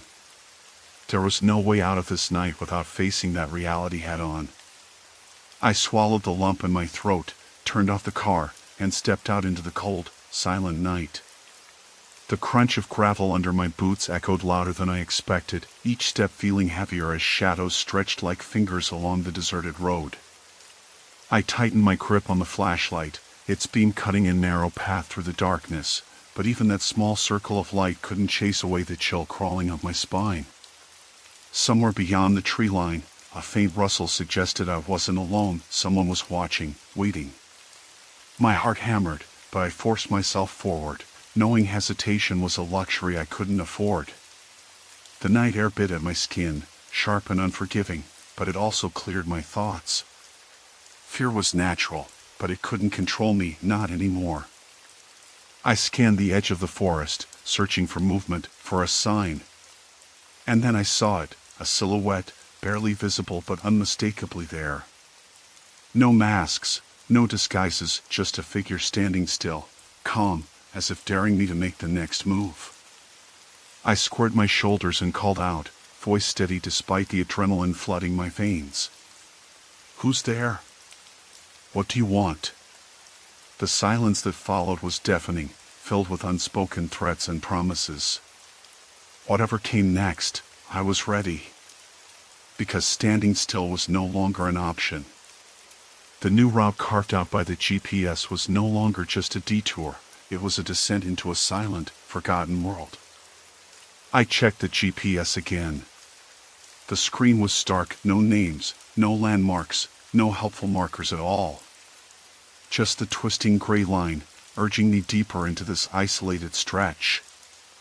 I felt the weight of something pressing in from the darkness beyond the edges of the headlights, a sense of being watched that was no longer subtle. I tried to dismiss it. I told myself I was just tired, imagining things after hours on the road and the creeping cold that never seemed to leave the car. But then, in the rearview mirror, I caught a glimpse of headlights, dim but steady, far behind me. At first, I thought I had imagined it, or maybe a delivery truck on the same route. But the road was barely wide enough for 2 cars to pass. There had been nothing else for miles. The headlights stayed. They didn't flash or speed up, just followed, matching my pace exactly. I adjusted my speed, trying to gauge how close the tail was, but the distance remained the same, like a shadow that refused to disappear. I pulled over to the side, heart pounding in my ears, and killed the engine. The other car did the same, and the headlights vanished in the rearview mirror.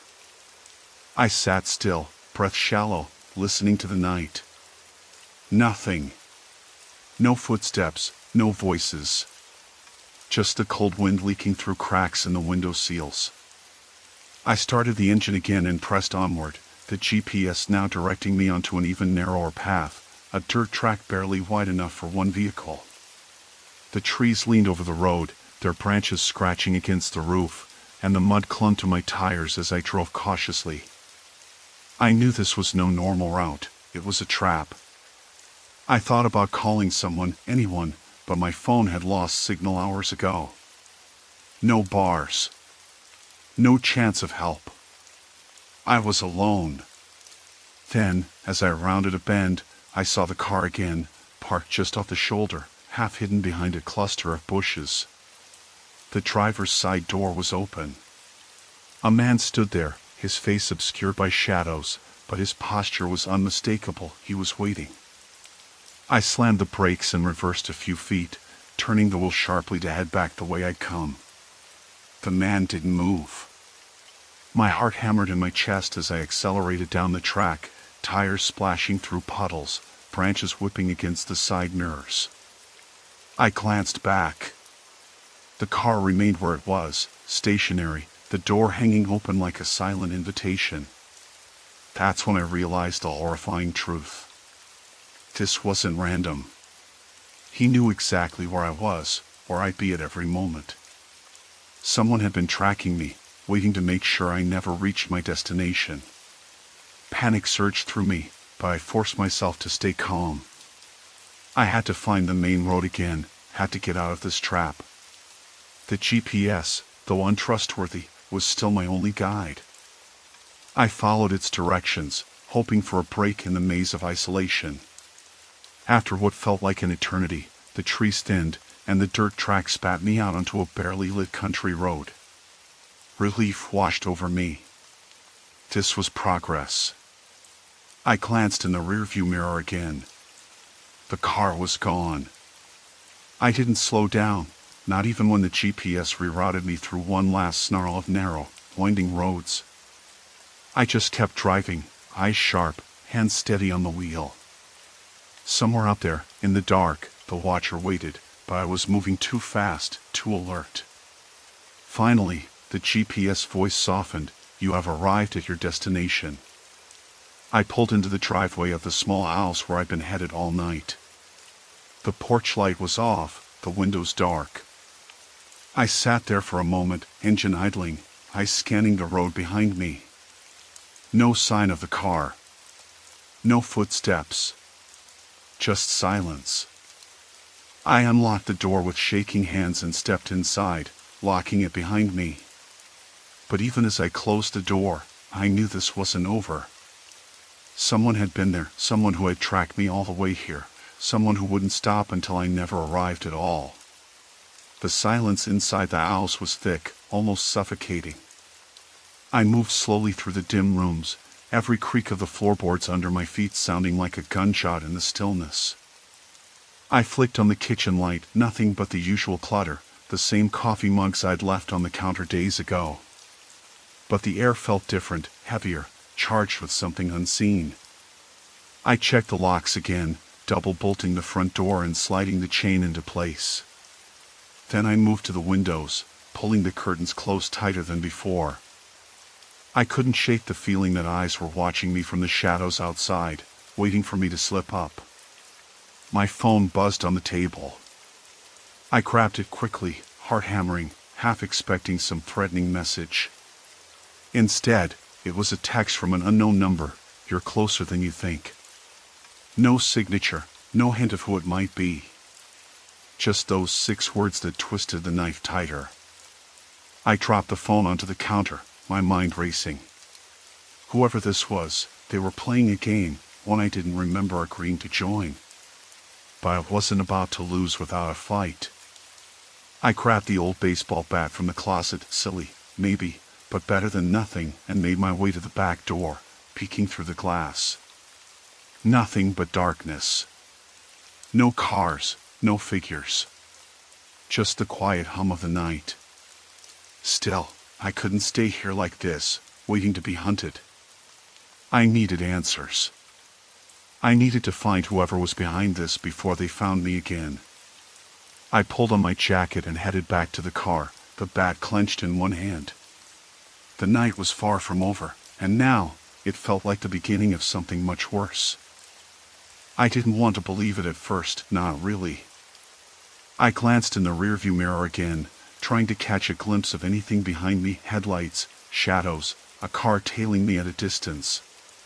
The 2-lane road I was on was barely a strip of pavement through the woods now, no streetlights, no shoulder, just trees crowding close on either side, their branches scraping faintly against the car as I passed. I'd long since lost sight of the main highway, and my phone signal had dropped to nothing. That sterile GPS voice had gone silent after the last instruction, which was odd, because the little blue dot on the screen kept moving along that blank map, pushing me deeper into the wilderness. The last turn had been onto an unmarked dirt road. I was certain now this was no accident. Whoever was behind this had been tracking me all night, probably had access to some live feed from my phone or car.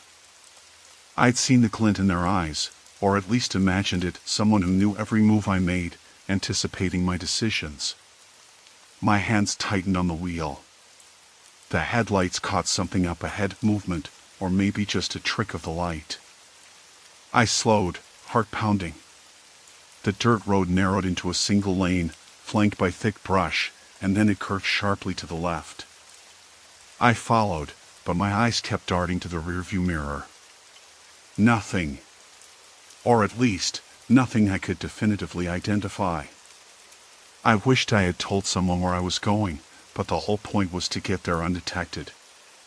I didn't expect to have a tail, or worse, someone who had hacked into my GPS and was playing cat and mouse. The rational part of me wanted to call the police, but the signal was dead and I was miles from anywhere. The only thing I could do was keep driving, keep alert. The car rattled over uneven ground, the tires crunching on loose gravel. I passed a rusted-out mailbox on a leaning post, though there was no house in sight. The GPS screen was blank now, no map, no instructions. Just a blinking blue dot moving forward. I felt like I was the only person left on Earth. Then my phone buzzed. I jerked, reflexively grabbing it off the seat beside me. A text. No caller ID. No number. Just a message. You shouldn't have come. My breath caught. I swallowed hard, trying to steady my shaking hands. The screen went black. I tapped the power button. Nothing. I chuckled nervously to myself. Of course, it was a prank. Some sick joke. But the timing was too perfect, the tone too deliberate. Someone out there knew exactly where I was. And they'd been waiting. I considered turning around, but the road behind me was just as dark and empty as the one ahead. I was too far in now, and there was no guarantee I could find the highway again. I took a deep breath and kept moving forward. The trees began to thin, and the dirt road stretched out into a small clearing. There was a rundown barn off to the right, its wooden boards warped and decaying. Faint light spilled out from a window, flickering like a candle in the night. My stomach tightened. This was no accident. I parked the car at the edge of the clearing and killed the engine. Silence pressed in around me. The light in the barn flickered again, and I caught a glimpse of a figure standing near the doorway, still watching. I unlocked the door but hesitated before stepping out. My phone buzzed again with another message, this time a single photo attached. I opened it. It was a picture of me, taken from behind as I sat in the driver's seat. The angle was low, as if someone had hidden nearby, watching me without my knowledge. I swallowed and looked toward the barn. The figure was gone. I grabbed the flashlight from the glove compartment, its beam weak but better than nothing. I kept the door locked behind me and moved cautiously toward the barn. The air smelled of damp wood and something else, oil, maybe. As I approached, I heard the scrape of metal on concrete, soft but distinct. I stopped, heart in my throat. The barn door was cracked open just enough for me to slip inside. Inside, the light source was a small lantern on a table cluttered with papers, maps, and a laptop glowing faintly.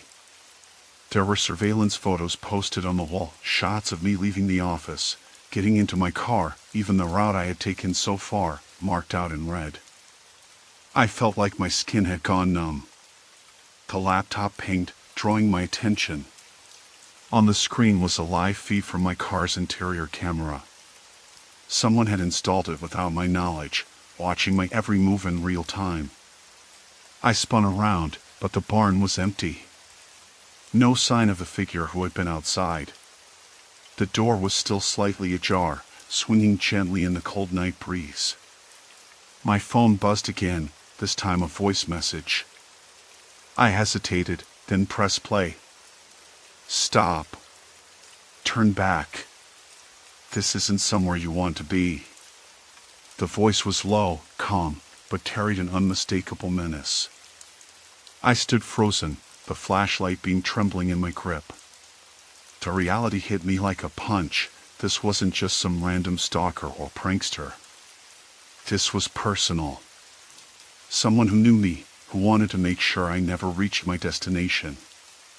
I thought of the people I knew, the ones who might want to hurt me, or worse, prevent me from getting home. I struggled to remember any recent arguments, threats, or odd encounters. Nothing concrete. But it didn't matter. I was trapped in a place where the normal rules didn't apply. The roads I'd been sent down weren't just empty, they were carefully chosen to isolate me, to keep me alone and vulnerable. I backed out of the barn slowly, locking the door behind me. My eyes scanned the tree line, searching for movement, any sign of a break in the silence. The cold air felt sharper now, slicing through my jacket. I climbed back into the car, locked the doors, and started the engine. The GPS screen flickered back to life, the map more familiar now, showing a route that led back to the main highway. But the voice inside the car, the GPS, was dead silent. I didn't trust it. I stared at the road ahead, weighing my options. Drive toward the highway and hope to find help, or sit tight and wait for dawn, even as the feeling of being watched pressed down on me like a weight. I chose to drive. The wheels spun on gravel, then onto pavement. The black highway stretched ahead, empty and endless. But as I glanced in the mirror one last time, headlights appeared in the distance, closing in. I wasn't alone. Not by a long shot. Story 4, Unseen Pursuer, The Watcher That Vanishes. It started on Monday morning, the kind of morning where everything feels just a little heavier, like the world is dragging its feet through the fog. I shook it off, blaming tired eyes or the early morning shadows. Yet, every time I stepped outside after that, I caught that same fleeting glimpse. A dark figure just out of reach, barely there, always standing still, always watching. It was as if he was keeping pace with me, always a few steps behind or just out of my direct line of sight. The second time I saw him was 3 days later. I was walking to the subway, my mind caught up in the pre-work grind, when out of the corner of my eye, I noticed the same figure leaning against a lamppost across the street. This time, I stopped dead in my tracks and stared. His face was obscured by the brim of the hat, and he didn't move, just stood watching as if waiting for me. I blinked, and when I looked again, he was gone. I tried to convince myself it was nothing. Maybe a neighbor from a nearby building, or someone waiting for the bus. But I couldn't shake the feeling that it was deliberate. That he was waiting for me. Somewhere around that point, I started paying more attention. I scanned every street corner, every shadow, every figure on my usual routes. Every glimpse I caught of the stranger was brief, too brief to get a good look, but long enough to know it was the same person. The coat, the hat, the way he barely moved, like a statue set against the backdrop of the city. I began telling friends about it, half joking at first, expecting them to say I was imagining things. When I described the man, their reactions were lukewarm. "Maybe you're just stressed," my friend Lisa suggested when we met for coffee. "Or maybe it's someone you know but don't recognize." People can look really different from a distance. But I wasn't imagining it. I knew what I'd seen because my body reacted, heart racing, goosebumps crawling down my arms, that sinking pit of unease in my stomach. Lisa agreed to keep an eye out the next time I left my apartment, but when we stepped outside together the next day and I tried to point out the figure, there was nothing there. The next step was checking the security cameras. I figured if someone was deliberately following me or watching me, the building's cameras would have caught them. I emailed the apartment manager and requested footage from the days and times I'd seen the man near my building or on the street. I was polite, explaining I'd noticed something strange and wanted to make sure I was just being paranoid. The response came back after 2 days. No suspicious activity recorded. No one matching the description seen on any camera near the building. I was puzzled. I even tried going to the local convenience store and asking the clerk if he had seen anyone standing around the block or lingering near the intersection. The clerk looked at me like I'd lost my mind. "Nope, nobody like that here. Just the usual crowd." I started keeping a small notebook, jotting down every time I thought I saw him, the date, time, location. I tried to catch him, to confront him even. Once, I crossed the street sharply and walked toward where I'd seen him, hoping to catch a better look. But by the time I got there, the spot was empty. No sign of anyone having been there. The city felt larger and lonelier with the knowledge that someone might be watching me, but denying it to everyone else. It's strange how you can feel so vulnerable in a place filled with millions of people. You can't shake the feeling that someone knows something you don't, or worse, that you're being observed without consent. The worst was the nights. No matter how many times I checked behind me, the darkened stairwell at the end of the hall, the elevator lobby, I never saw him there. It was only outside, in the public eyes, but somehow unseen. One evening, I told myself to face it head on. I left the apartment late and took a long walk through the quieter streets. I kept my phone ready, hoping to catch a glimpse, maybe even take a picture. I passed under street lamps, flickering neon signs, the occasional passing car. And then, out of the corner of my eye, there he was again. Just standing on the sidewalk a block ahead, motionless, hat low. I slowed down, heart pounding, and reached for my phone to snap a photo. I aimed the camera and pressed the button. A shutter click. But when I unlocked the screen to check, the image was blank, just a blur of pavement and streetlight, no figure there. I lowered the phone, stunned. Had I really seen him? Or was my mind playing tricks on me? I looked up. Nothing. The street was empty. Each time I tried to talk about it, people gave me the same responses. No one was there. You must have imagined it, or worse, that's creepy. Maybe you should see someone. But I knew what I'd seen, and I wasn't going crazy. I thought about going to the police, but what would I say? Someone is following me, but I have no proof, and every camera denies it. It sounded ridiculous when I said it aloud in my head. Still, the feeling that I wasn't alone when I stepped outside my door persisted. There is something deeply unsettling about the idea of being watched and not being believed. It's a kind of isolation that digs under your skin and settles in your bones, leaving you constantly on edge. I started changing my routines, taking different routes, leaving at different times.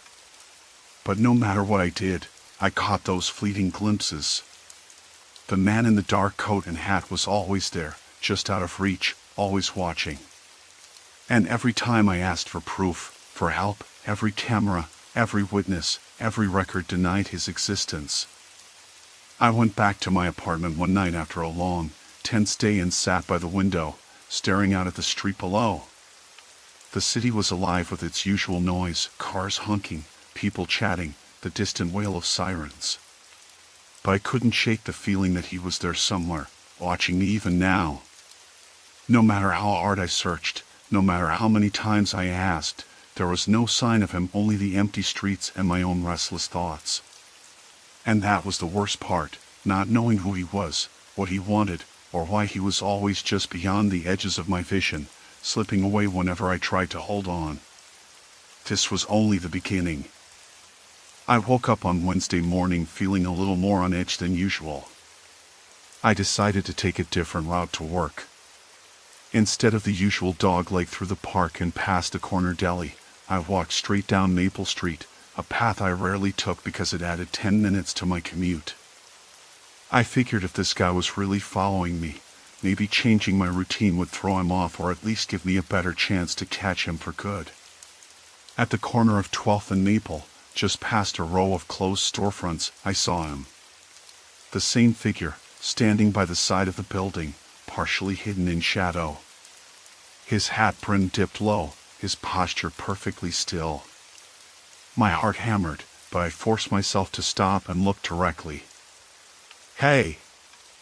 I called out, voice catching somewhere between curiosity and fear. "Can I help you?" No response.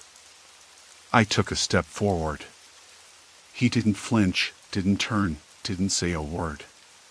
For a moment I thought maybe he vanished again, like last time, but no, he was still there. Just standing, watching.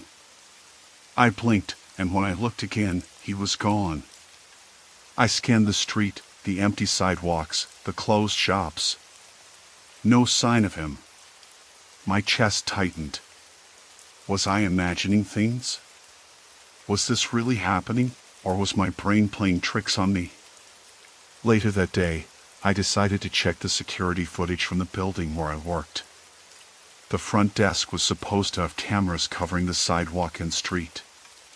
If this man was really out there, surely he'd be caught on tape. I approached the security office and explained my concern to the guard, a guy named Marcus who had worked there for years and was known for being thorough.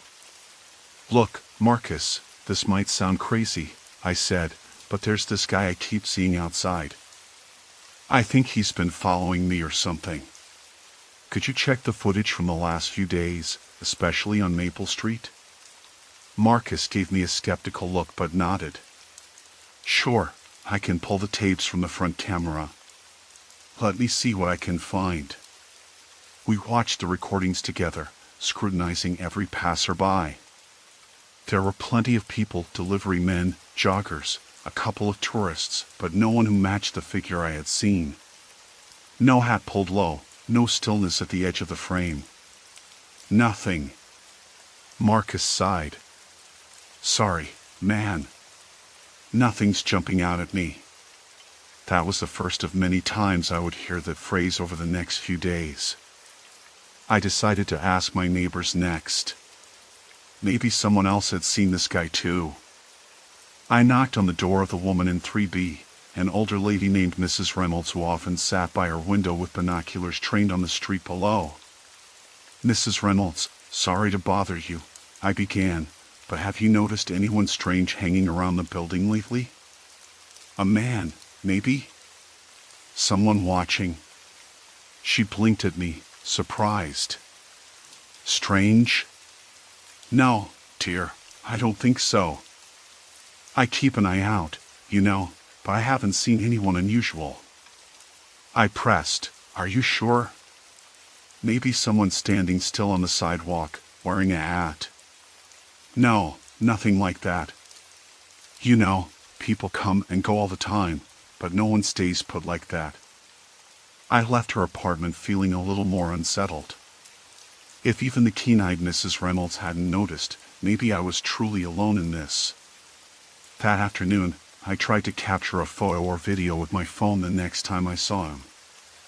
I kept my camera app open as I left my building, hoping to catch a glimpse without looking too obvious. But every time the figure appeared, he was just out of frame or disappeared when I tried to focus. One evening, on my way home, I even stopped a young man walking his dog who was crossing the street near where I'd last seen the stranger. "Hey," I said, "did you see that guy standing by the lamppost back there? Tall, wearing a dark hat." He looked at me like I was nuts. "No, man. I've been walking this route for years, and I don't remember anyone like that." Later, I tried the same question with a barista in the coffee shop, a mail carrier, even a homeless man who often sat on the stoop near my apartment. None of them had seen anything unusual. It was as if the man only existed for me.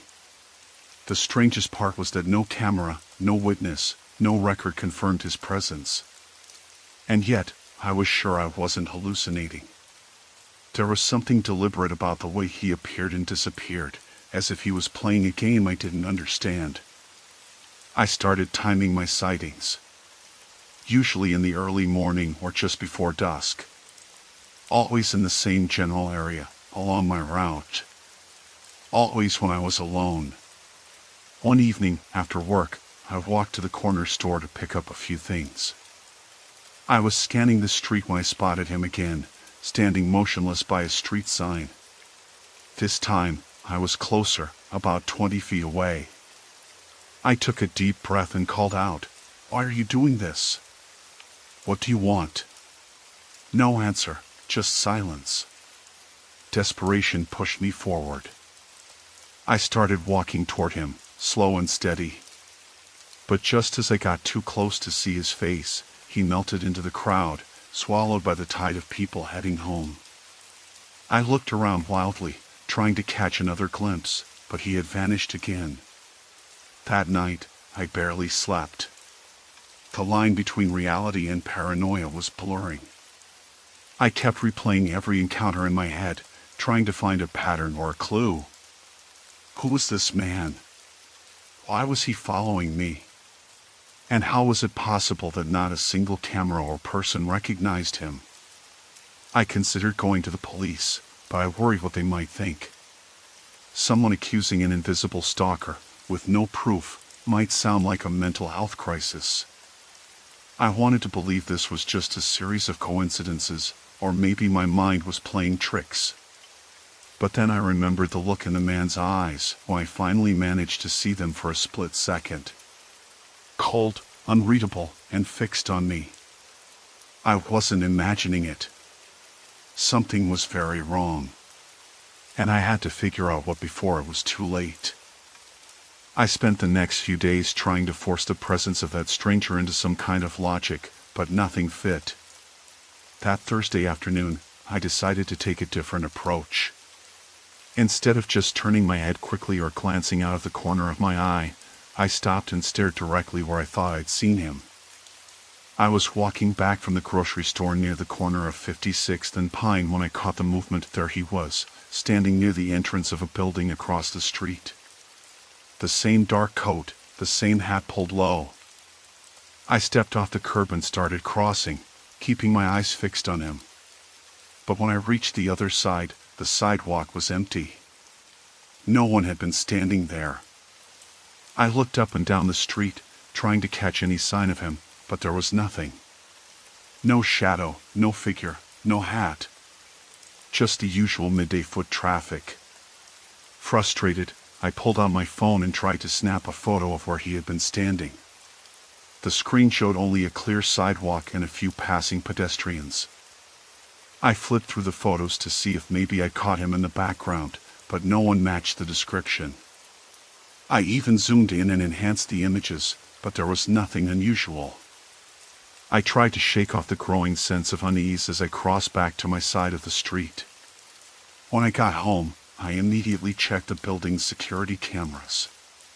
It was a small office complex with 24-hour surveillance, and the footage was accessible online for tenants like me. I scanned through the last few days of video during the times I'd seen the stranger. Not a single frame showed anyone loitering outside that entrance. There were plenty of people walking by, but no one stood still for minutes on end, no one wore a hat pulled low over their face, no one matched the vague figure I'd seen. The camera angles were clear and steady. Nothing strange. The next day, I decided to ask around. I stopped a couple of people on the street, baristas, delivery workers, a couple of elderly folks sitting on a bench. I hesitated at first, worried I'd sound paranoid or ridiculous. But I still needed to know if anyone else had seen him. "Excuse me," I said to a woman wiping down the cafe windows near my apartment. "Have you noticed anyone hanging around here? Maybe wearing a coat and a hat, kind of watching people?" She looked at me like I'd sprouted an extra head. "No, not really. It's a busy neighborhood, lots of folks come and go. But nobody's been standing around like that, at least not for any length of time." I tried again further down the street with a delivery man loading packages on a cart. Same reaction, blank looks, confusion, no recollection of any suspicious figure. I even asked the doorman at my building, someone who saw every face that passed through the lobby. "No one like that around here," he said, shaking his head. "And if someone had been standing out there for long periods, I have noticed." By the afternoon, I felt like I was sinking. I sat on the edge of my bed, pressing my forehead against the window pane, trying to make sense of it all. Was I imagining things? Was my mind playing tricks on me? But the glimpses were so vivid, so real, I couldn't convince myself they were just hallucinations. Then, that evening, I made a decision to try something else. I downloaded a recording app and set it on the kitchen counter, pointing toward the apartment door. I planned to leave the door unlocked for a while the next day, so if the stranger was watching me, if he was intruding or even just lurking, I might catch something on audio. I didn't know why I thought it would help, but I needed evidence. Something more concrete than fleeting shadows and empty streets. The next morning, I left the apartment early, feeling a strange mix of dread and determination. I kept my phone ready, scanning the street as I walked, but again, no sign of him. And when I returned 6 hours later, the audio file was just a long, uneventful recording of my empty apartment with the faint hum of the refrigerator and distant city noises. I played it over and over, listening for anything out of place, footsteps, voices, breathing. Nothing. That night, unable to sleep, I finally told my best friend, Michael, over the phone about the whole thing. He was skeptical at first, which was understandable. "Maybe you're stressed," he said. "I know work's been crazy, but that doesn't mean someone's stalking you." "I don't think it's stress," I replied. "I see him everywhere. I can feel it." We made plans to meet up the next day, and I told him I'd try to catch the guy together if I saw him again. The following afternoon, Michael came over after work. We walked the usual routes together, eyes scanning every corner, every shadow. For hours, nothing. No sign of the stranger. I was about to give up hope when, just as we were turning onto Maple Street, I caught a flicker out of the corner of my eye. There. The figure. "Wait," I said, grabbing Michael's arm. "There. Look." Michael turned quickly, but the street was empty. I felt my heart pounding as I scanned the sidewalk and windows. He was nowhere. "Are you sure?" Michael asked, concern evident in his voice. "Yes, I saw him," I said. "Right there." We stood there for a moment, but no one appeared. "Maybe you imagined it again," Michael said quietly. "No," I insisted. He was real. Determined, I pulled out my phone and started recording a video. We waited silently, eyes peeled. 5 minutes passed. Nothing. 10 minutes. Still nothing. Michael looked at me, his expression softening. "We'll figure this out," he said. "But you need to be careful." His words hit me harder than I expected. Careful. Because if he was watching me, maybe he wasn't just waiting. Maybe he was planning something. That night, I double-checked every lock on my doors and windows. I even bought a small door alarm, something to alert me if the door opened unexpectedly. As I lay in bed, I realized the stranger wasn't just an enigma anymore. He was a threat. And I had no idea what he wanted or how to stop him. The question was, how long until he made his move? The days after my last encounter felt like walking underwater, slow, muffled, distorted. By Thursday, I decided I needed to take a more systematic approach. If this was some kind of stalking, I had to document it. I started carrying my phone in my hand at all times, ready to snap photos or videos the moment I caught that fleeting glimpse. I also made a mental note to ask people directly, strangers, shopkeepers, anyone nearby if they'd seen someone matching the description. That morning, I left my apartment around 7:30. The sky was overcast, a dull gray that made the city seem colder than usual. I felt the familiar prickling sensation at the back of my neck when I stepped out onto the sidewalk, as if I was being watched even before I looked. I scanned the street carefully, nothing. No figure lurking in shadows, no strange man leaning against lampposts. Still, I kept my phone ready. As I walked down the block towards the corner deli, my eyes darted towards the side streets, the alleys, anywhere that man could hide. At the deli, the bell tinkled overhead as I stepped inside. I glanced around the small, cramped space, but all I saw were the usual early customers, office workers clutching coffee cups, the owner behind the counter counting cash. No strange man in a hat. Morning, I said to the owner, a wiry man named Luis who always had a joke or two ready. Hey, you again. The guy from down the hall, right? He said, nodding toward my apartment building as if he recognized me from the neighborhood. I hesitated, then blurted out, have you ever seen someone hanging around the neighborhood? A man, maybe in his 30s, wearing a dark jacket and a hat that covers his face. Luis frowned, wiping his hands on his apron. Can't say I have. You sure you're not just seeing things? It's a busy street, lots of people passing through. I nodded, forcing a smile. Yeah. Maybe I'm just being paranoid. I left the deli feeling no better than when I'd arrived. No one else had seen him. No cameras seemed to catch him. It was like he existed only in my peripheral vision, just out of reach. Later that afternoon, I stopped at a small coffee shop near my office. The place was quiet, the kind of spot where regulars huddled over laptops or whispered into their phones. I sat near the window, sipping my latte and scanning the street outside. Then, out of the corner of my eye, I saw him. There he was, standing on the sidewalk across the street, just by the crosswalk. The same dark jacket, the hat low over his face.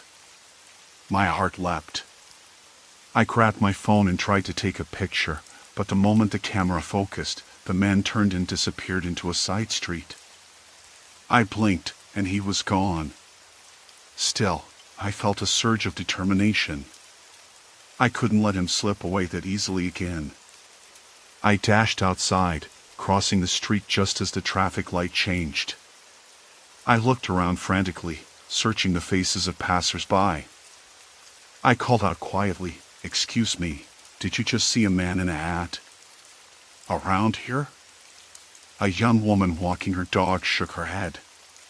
"No, sorry. I haven't seen anyone."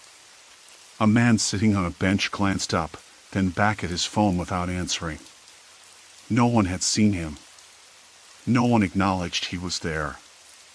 I knew I looked frantic, maybe even a little crazy, but I had to ask someone. I swallowed my pride and pulled the barista inside the coffee shop aside. "Hey, did you see someone just outside? A man, kind of watching?" I whispered. She frowned as if I'd asked something silly. "No one like that, sorry." I wanted to scream. Was I losing my mind? Or was this some kind of deliberate erasure? How could so many people deny seeing someone who had been there just seconds before? That evening, I returned home early, exhausted and frustrated. I sat at my kitchen table, scrolling through the photos and videos on my phone. Nothing. Not a single image showed the man. Every picture was either blurred or empty. The next day, I made an effort to check the security cameras around my apartment building. There was a small camera perched above the main entrance, its red light blinking steadily. I asked the building manager, an older woman named Mrs. Carter, for access to the footage from the past few days. "Is there a problem?" she asked, narrowing her eyes. I hesitated but told her about the man I kept seeing. Mrs. Carter sighed and shook her head. "I've looked through the footage. No sign of anyone matching your description. Maybe you're imagining things." Her words hit me hard. No one else saw him, and no cameras recorded him. I felt both relieved and terrified. If no one else saw him, if the cameras didn't catch him, what was he doing? How was he moving through the city invisible? I spent the weekend trying to piece things together. I made notes of every time I saw the man, the location, time, what I was wearing, what I was doing. Patterns emerged. He always appeared when I was alone, usually in places with little foot traffic or where the light was dim. But he never approached, never made a sound. Just watched. I asked around at work, carefully, not wanting to seem paranoid. I showed pictures I'd found online of men who looked similar, hoping someone might recognize the face. No one did. On Monday morning, I decided to change my routine. Instead of taking my usual route to work, I walked a different way, avoiding the streets where I'd seen the man before. For once, I felt a flicker of hope that I might shake him. At the corner near the coffee shop, I paused and looked behind me. Nothing. I exhaled slowly, my chest tightening in relief. Then, I heard footsteps behind me. They were slow, deliberate, matching my pace. I turned quickly. No one there. I spun again, scanning the street, heart pounding. No one. Just the rustling of leaves and the distant hum of traffic. I didn't wait to see if he'd appear again. I walked faster, my breath shallow, until I was safely inside my office building. That night, I lay in bed staring at the ceiling, every noise in the apartment amplified, the creaking pipes, the distant siren, the soft tick of the clock. I felt watched. Not by a ghost or a demon, but by a man who moved through the city like a shadow, always present, yet never captured. A man who wanted me to see him, but no one else. And for the first time, I realized a terrifying truth. He wasn't invisible because of anything supernatural. He was invisible because everyone was hiding him. After days of restless nights and jittery mornings, I decided to change my routine. The morning was crisp, the city waking up in the familiar hum of engines and distant conversations. I sat near the front of the bus, eyes scanning the sidewalks as we crept forward. For a while, everything seemed normal. Just people rushing to work, dogs being walked, delivery trucks rumbling past. Then, as we rounded the corner at 7th and Maple, I saw him. He stood near the entrance of a coffee shop, hands shoved deep into the pockets of a worn jacket. His head was down, but the brim of the hat was unmistakable. I tensed, unsure if I should call attention to him or keep quiet. The bus stopped, and most passengers disembarked. I stayed seated, heart pounding, trying to catch a better look. But as if sensing my gaze, the figure straightened and turned abruptly, disappearing through a narrow alley beside the coffee shop. My impulse was to follow, but the bus pulled away before I could move. I leaned forward, peering into the alley, but by then he was gone. At work, I resolved to check the coffee shop's security footage. If he was there just outside, the cameras might have captured him. I approached the manager, a woman named Carla who had always been friendly. I explained my situation as vaguely as I could, careful not to sound paranoid. "Sorry," she said, frowning. "We don't keep footage long. It's overridden after 72 hours. And even then, it's just the inside of the shop. The entrance doesn't have a camera pointed outside. That's dumb. No footage, no proof." Determined, I decided to widen my net. Over the next week, I began asking neighbors and shopkeepers if they had noticed anyone hanging around, someone unusual, perhaps. I described the hat, the dark jacket, the way the man stood motionless at the edges of my vision. Each person shook their head, some offering polite sympathy, others glancing at me as if I'd lost my mind. The barista at the corner cafe told me, "Nobody's been around like that. You're probably just stressed, you know? These things happen when you're tense." I tried not to let it get to me. Then the strangest thing happened. One afternoon, while walking home from the grocery store, I saw him again. This time, he was sitting on a bench in the park, a few yards behind a cluster of trees. When I stopped dead in my tracks, he flicked his head up and looked directly at me. The hat shadowed his face, but the intensity of his gaze made me shiver. I blinked. When I looked again, he had vanished. But this time, there were witnesses. 2 women nearby, talking on a bench, had noticed. I approached them cautiously. Did you see that man over there? I asked, pointing to the spot where he had been. They exchanged a glance. There was nobody there, one of them said. Just us and some pigeons. I felt a flush of frustration. No, I swear, I insisted. He was right there, sitting on the bench.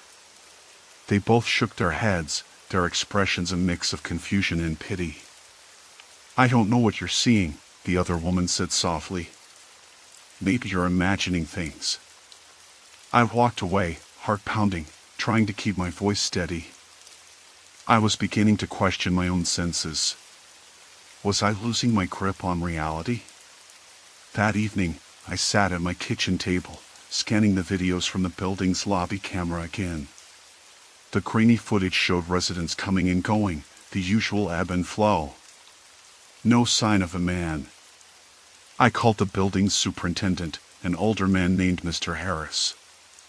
Have you seen anyone lurking around? Someone who doesn't live here? I asked. He was quiet for a moment. To be honest, I haven't, he said finally. This building's pretty secure. We have cameras at every entrance, and I do rounds twice a day. If someone suspicious were around, I'd know. I thanked him, but the unease persisted. In a last-ditch effort, I downloaded an app to track local security cameras, traffic cams, public spaces, anything that might have captured the area near my apartment during my comings and goings. I scoured hours of footage, freezing frames, zooming in on every figure. Nothing. No sign of a man anywhere. That night, I lay in bed with the curtains drawn tight. Every sound outside made me jump at the distant siren, the shout from a passerby, the creak of the radiator. I wanted to believe it was all in my head, but my gut told me otherwise. I wasn't imagining it. Someone was watching me. The question was why. The next morning, I noticed something new. A handwritten note slipped under my door. No return address, no signature. Just a single line scrawled in black ink, "Stop looking." My heart hammered. Who was playing this game? The stranger? Someone else entirely? I stuffed the note into my pocket and stepped outside. The city was already bustling. I walked briskly, eyes sharp, scanning every shadow, every face. And there he was again, standing near a fire hydrant just beyond the edge of the crowd. Watching. Not moving. Waiting. My throat tightened. I clenched my fists. This wasn't a trick of the light or a product of stress. This was something else. Something deliberate. I pulled out my phone and called the police. When the officer arrived, I pointed toward the spot. "Do you see him?" I asked. The officer shook his head. "There's no one there," he said, glancing around. I felt the walls closing in. "Please," I said. "I can show you. I see him all the time. He's always just out of reach. I don't know who he is, but I'm scared." The officer nodded politely. "I understand," he said. "We'll keep an eye out." But as he walked away, I knew. No one else would see him. No one else would believe me. And this stranger, this watcher, had all the power. All I could do was keep looking and hope I didn't lose myself in the process.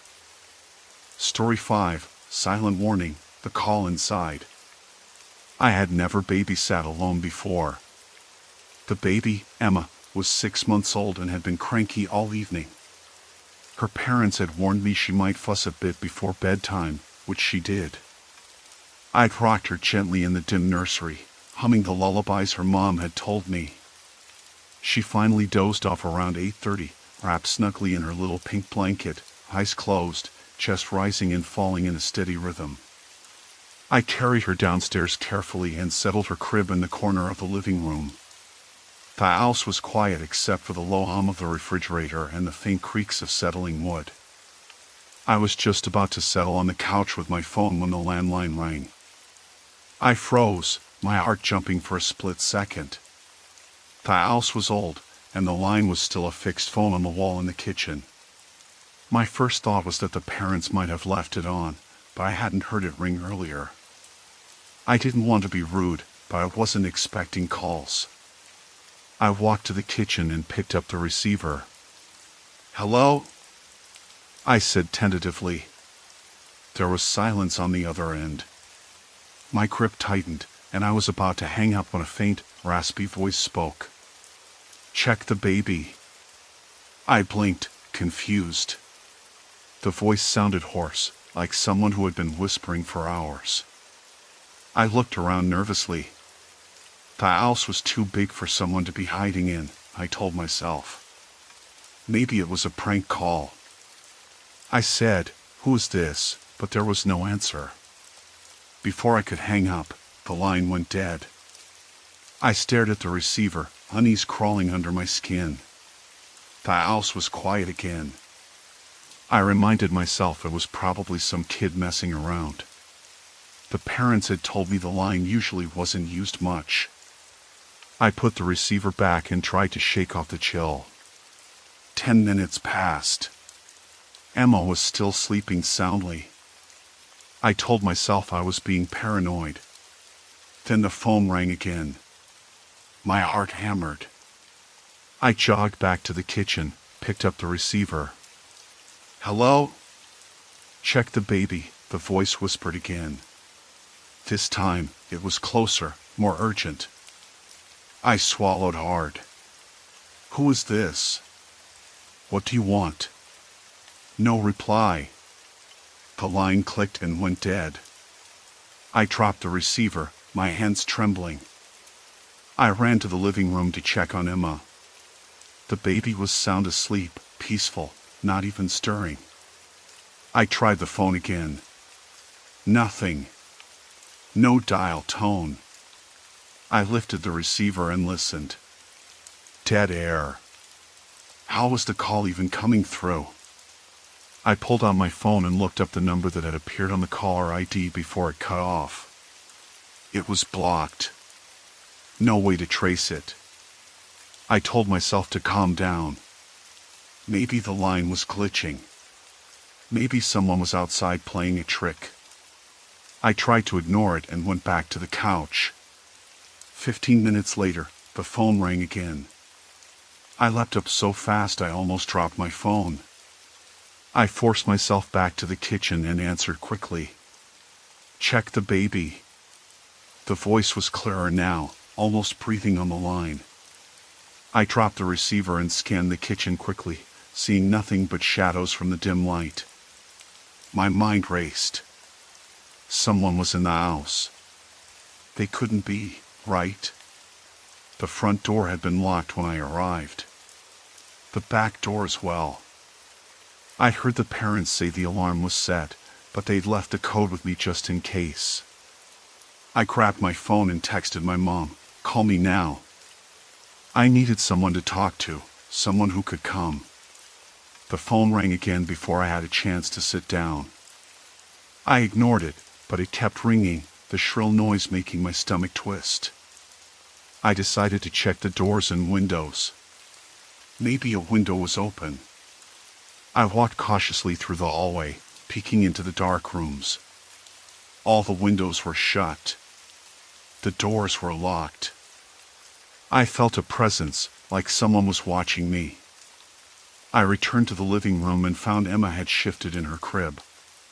I sat beside it and whispered, "It's okay, Emma, I'm right here." The phone rang again. By now, the panic was setting in fully. I answered with shaky breath. "Check the baby," the voice said, "urgent now." "Who are you?" I demanded. No answer. "Why are you doing this?" The line went dead. I realized the phone wasn't just a prank call anymore. Someone was in the house. The line was dead, but the calls came through somehow. I looked toward the hallway, toward the shadowed doorway to the basement. My phone buzzed in my hand. A message from Mom. What's wrong? Call me. I dialed her quickly, my voice barely above a whisper. Mom, someone's here. I think they're watching me. Her calm voice on the other end said, Are you safe? Have you locked the doors? Yes. But the phone keeps ringing, and the line is dead. I heard a voice telling me to check the baby. Stay where you are. I'm calling your dad. If you can, get out of the house. I can't leave the baby. Stay calm. We're on our way. I hung up and looked back at Emma. The baby was still asleep. I didn't want to leave her, but I knew I had to do something. Then I noticed the curtains in the living room had shifted slightly, like someone had brushed against them. My breath caught. I crept toward the window, heart pounding. Outside, nothing but the dark, quiet street. Then, from the corner of my eye, I caught movement behind the living room doorway. I spun around. No one. I backed up slowly. The phone rang again. I didn't answer. And then, footsteps upstairs. I moved toward the stairs, each step heavy with dread. Emma stirred. I called out softly, It's okay, baby. I'm here. The footsteps stopped. The silence stretched. I gripped my phone, ready to call for help again. But the line was dead. I wasn't alone. And I didn't know who was watching. I stood frozen, the receiver pressed awkwardly against my ear. Hello? I said again, my voice cracking. Who is this? Only silence. Then the line went dead. I lowered the receiver slowly, my heart thumping hard against my ribs. My fingers trembled as I glanced at the phone's cord, tracing it carefully to the wall. The old rotary phone was connected directly to the wall plate. I knew this house well enough to understand that if this call had come through the landline, there should have been a dial tone before I picked it up. There wasn't one. I frowned, setting the receiver back on the cradle. Curious and uneasy, I stepped toward the living room, glancing at Emma again. She was still fast asleep, her tiny hands curled into fists. I checked her diaper bag nearby, dry and clean. Everything seemed normal. I shook my head to clear the unease creeping into my chest. I told myself it was probably some prank call, but it unsettled me deeply. Who could be calling that number? The parents hadn't given it out to anyone besides close family and friends. And the eerie timing right after Emma finally fell asleep felt deliberate.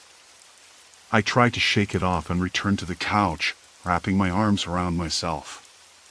The house felt unnaturally still, the usual creaks and groans absent.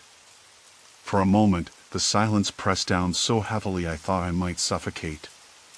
Then the phone rang again. I jumped.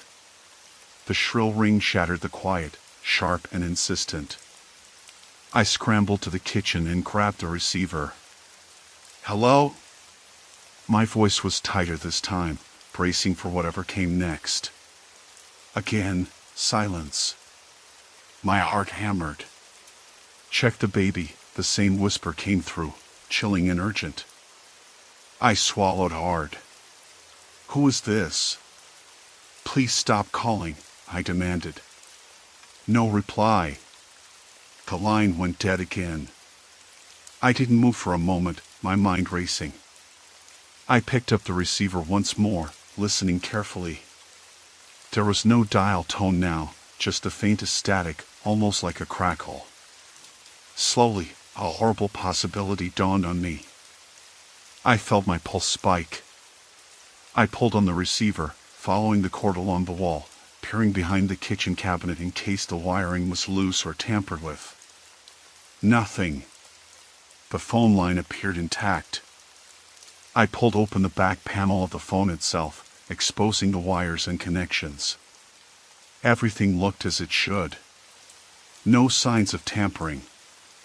I backed away, heart still pounding, and called out softly, "Emma?" The baby made a small, sleepy whimper but didn't stir. I sat back on the couch, eyes darting around the room.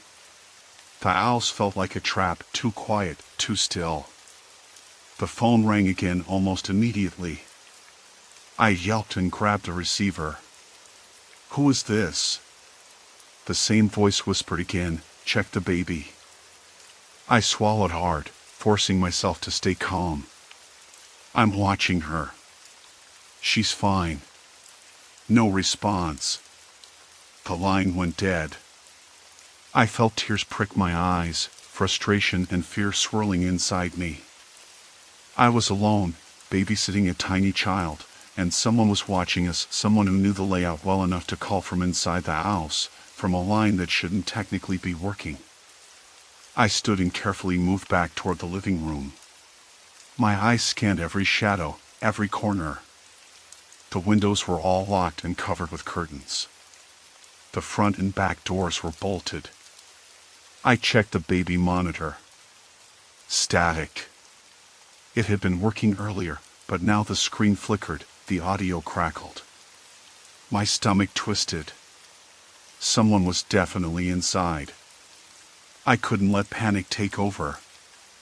I needed a plan. I grabbed Emma carefully, holding her close. The warmth of her tiny body against mine was some comfort, but it wasn't enough to soothe the cold dread in my veins. I moved slowly toward the front door, trying not to make noise. I planned to check the locks again, maybe call the parents or 911 if I could get a signal. But the phone rang again before I reached the doorway. I froze, clutching Emma tighter. My breath hitched, but I forced myself to pick up. "Check the baby." The voice was closer this time, harsher, more insistent. I spun around, eyes wide, searching the shadows. The hallway was empty. The kitchen too. Then, out of the corner of my eye, I caught a glimpse, a quick shadow crossing behind the stairwell. My heart slammed against my chest. I swallowed hard. "Who's there?" I demanded, voice trembling. No answer. I took slow steps toward the stairs, Emma pressed against my chest, my free hand holding the phone like a lifeline. The stairs creaked softly under my weight. At the top, the hallway stretched empty and silent. The door to the nursery stood slightly ajar. I pushed it open cautiously. Emma's crib was empty. My heart dropped. I spun around, panic clawing at my throat. I called out her name, voice shaking. "Emma." I heard a soft rustle from the master bedroom across the hall. I hurried toward it, opening the door to find Emma lying asleep on the bed, swaddled and safe. I let out a shaky breath and picked her up. Relief hit me like a wave, but it was quickly replaced by cold fear. How had she gotten out of the crib? Had someone moved her? I looked around the room, eyes scanning for signs of an intruder. Nothing. I sat on the bed, holding Emma close. The phone in my hand rang again. I stared at it, frozen. The line was still dead, no dial tone, just ringing. I answered, voice barely a whisper. "Check the baby." The voice was right there, inside the house. I clenched my jaw, gripping Emma tightly. I needed help, and fast. I pulled out my cell phone, hand shaking, and tried to call 911. No signal. I tried again. Nothing. I looked up, heart racing. The bedroom window was slightly open, a thin breeze fluttering the curtains. Someone had been inside. Someone was watching me. And they weren't going to stop. I hugged Emma close and backed toward the door. I was trapped in a house with a stranger, and the nightmare was just beginning. My fingers trembled as I lowered the receiver. The kitchen suddenly felt colder, though the thermostat said otherwise. I glanced toward the living room, where Emma's crib sat in the corner, bathed in the dim glow of the night light. Her chest rose and fell gently, her little hands twitching in sleep. I swallowed hard and walked back to the phone, half expecting it to ring again, but it remained silent. I forced myself to breathe normally. Maybe it was a prank call. Maybe someone had dialed the wrong number. Still, the voice, hoarse, urgent, had sounded so close, so deliberate. I tried to dismiss the chill creeping down my spine and took another step toward the baby. Then the phone rang again. My heart hammered. I stared at it as if willing it not to ring. But it did. I didn't move at first. After what felt like an eternity, I forced myself to pick up. "Check the baby," the voice whispered. The same rasp, the same chilling insistence.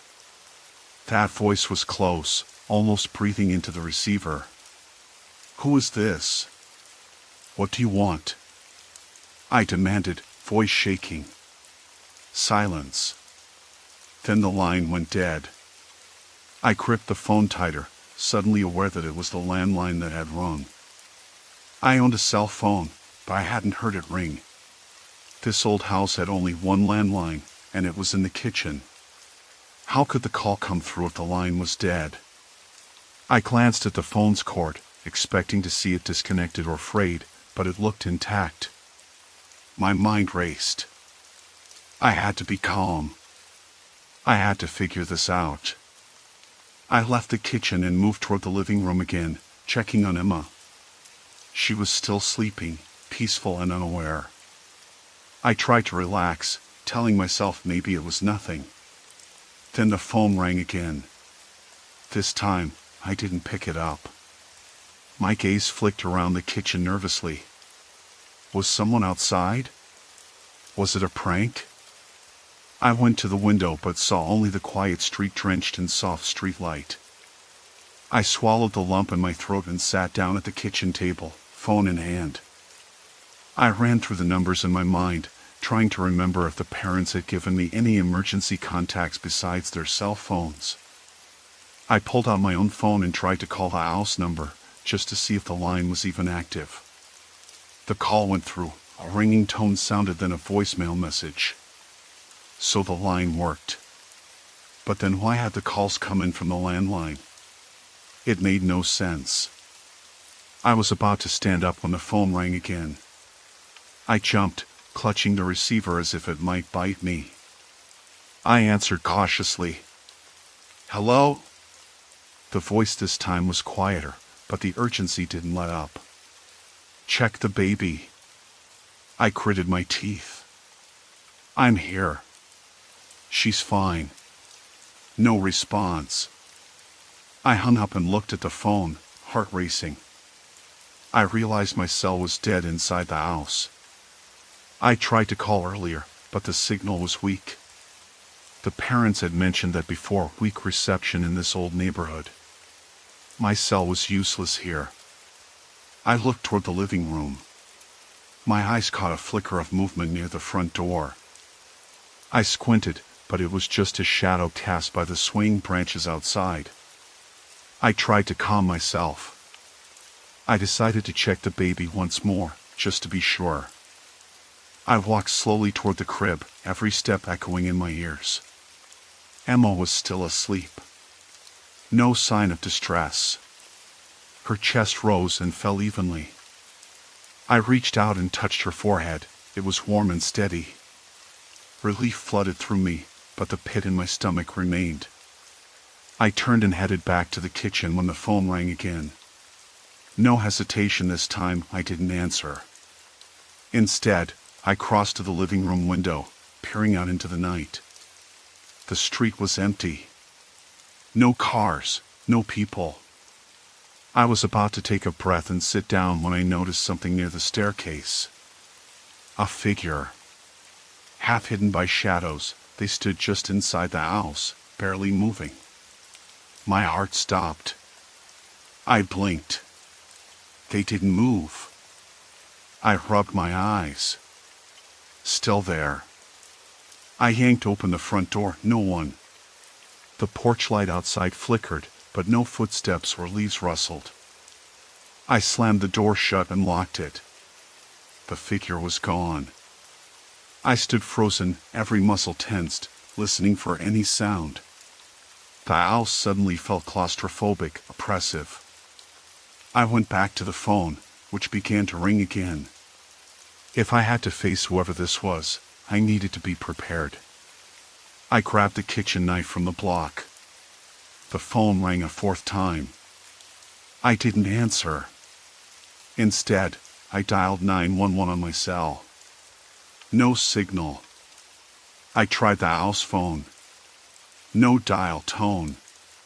The line was dead. Panic surged through me. The calls had come from inside the house. I dropped the knife and bolted for the front door. Locked. I tried the windows. Locked. I realized the parents must have locked up tight before leaving. And someone had been inside all along. My eyes darted back to the living room, scanning the shadows. The phone rang again. I didn't pick up. The baby stirred. I moved quickly toward her crib. "Emma," I whispered, scooping her up. Her little body was warm and steady. I held her close, heart pounding. I tried to listen for any noise beyond the quiet house. Then, from the corner of the room, I spotted movement, a shadow slipping behind the heavy curtains. I froze. No time to think. I backed toward the kitchen, holding Emma close. The phone rang once more. This time, I ignored it. I needed to escape. I grabbed my keys from the counter. Locked doors, no help from the phone lines, no signal on my cell. I pulled open the back door. It was unlocked. I didn't hesitate. I ran out into the night, holding Emma tight. Behind me, the house stood silent, dark, and empty again. I didn't look back. Not until the police arrived. And even then, I wasn't sure who had been watching me or why. But I knew one thing, it wasn't just a prank. Someone had been inside the house all along. Watching. Waiting. I dropped the receiver and took a step back, heart pounding so hard it was nearly impossible to think straight. The first call had rattled me, but the second call came faster than I expected. The phone rang again, piercing through the quiet house like a warning bell. I hesitated, my fingers trembling as they reached for the receiver. I forced myself to answer. "Hello?" "Check the baby," the voice whispered again, low and urgent, like a warning carried on a breath. This time, I could hear the faint shifting of static, and I swore I heard a faint shuffling sound behind the voice. I didn't respond because I couldn't, not yet. After a second, the line went dead, and I was left holding the silent phone, the dial tone buzzing emptily. It didn't make sense. The parents had told me the landline was disconnected except for emergencies, and the cordless had no signal in this old house. I stood there, trying to steady my breath, before deciding to check on Emma. The living room was dark except for the faint amber glow of the nightlight near the crib. I moved toward her slowly, eyes scanning for any sign of trouble. Her chest rose and fell evenly, just as it had before. "Nothing's wrong," I whispered, more to convince myself than anyone else. I turned back toward the kitchen, but that's when it clicked, the landline was a dead line. It shouldn't have been ringing at all. I grabbed my phone and checked the call log. Nothing. No incoming calls, no messages, no missed numbers. I tried calling the number back, but the line was dead. I felt my skin crawl. I sat down at the kitchen table and tried to think it through. Who could make a call from a deadline? And why would someone urge me to check the baby if everything seemed fine? The phone rang again, sharp and sudden. My heart leapt, and I almost dropped the receiver again. Hands shaking, I answered. Hello? Check the baby, the voice said, only this time it was different, clearer, closer. There was no static, but a faint breathing echoed on the line, uneven and ragged, like someone was holding their breath. I swallowed hard and forced myself to say, "Who is this? What do you want?" Check the baby, the voice repeated, and then the line went dead again. I couldn't stay in the kitchen. I needed to get away from the phone, from the voice, from the feeling that someone was watching me. My eyes darted around the room, then settled on the front door. I took a step toward it, but the creak of the old wood was louder than I expected in the silent house. I froze. That's when I noticed it. A shadow moved in the corner of the living room, just at the edge of the hallway that led to the back of the house. It was quick, barely more than a flicker, but it was enough. My heart hammered in my chest, and I spun toward the sound. "Who's there?" I called, trying to keep my voice steady. No response, but I caught the faintest sound of footsteps retreating down the hallway, slow and deliberate. Panic climbed up my throat, but I forced myself not to scream. I crept toward the baby's crib, eyes wide and searching. Emma was still there, asleep, wrapped in her pink blanket, peaceful and unaware. But whoever was in the house wasn't here for comfort. I glanced toward the hallway leading to the back rooms. The door to the study was shut tight, but I knew the back door, through the mudroom, was unlocked. The parents had told me to lock all doors and windows before they left, but I couldn't be certain they had. My phone was in my pocket, battery low but still usable.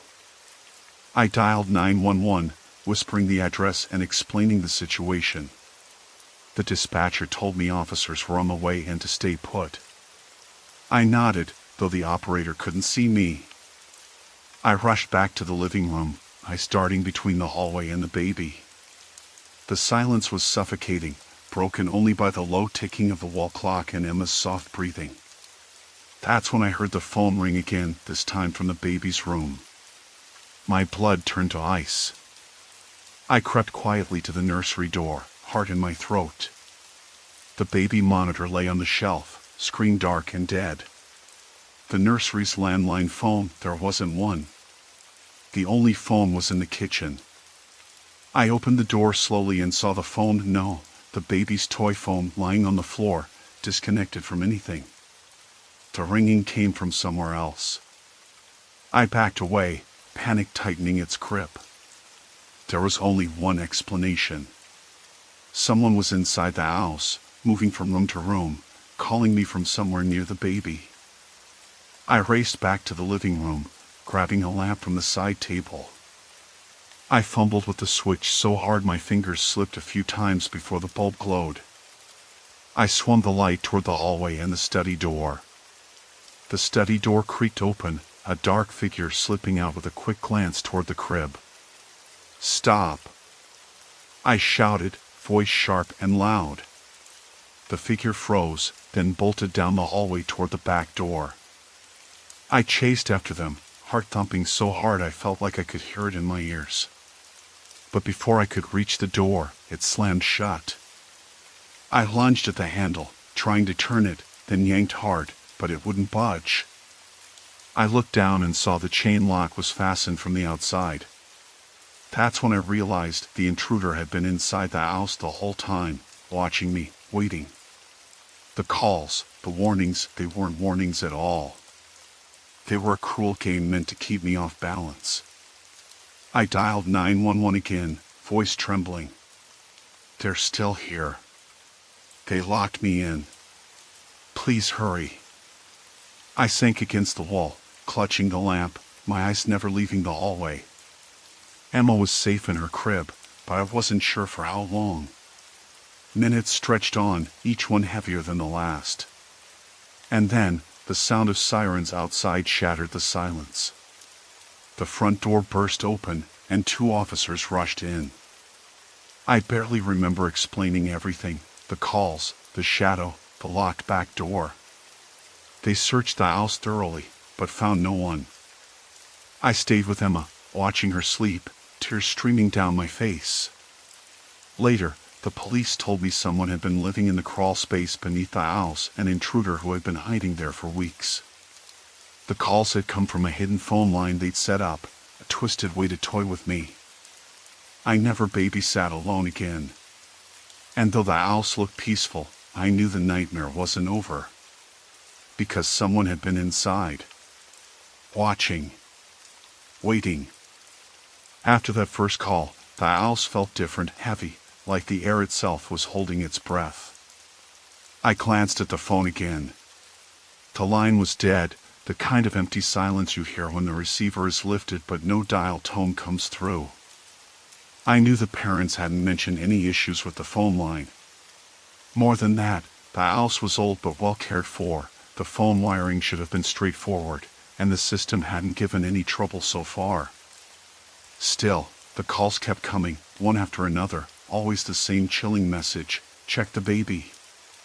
Every time I lifted the receiver, it was just static, sometimes faint breathing or nothing at all.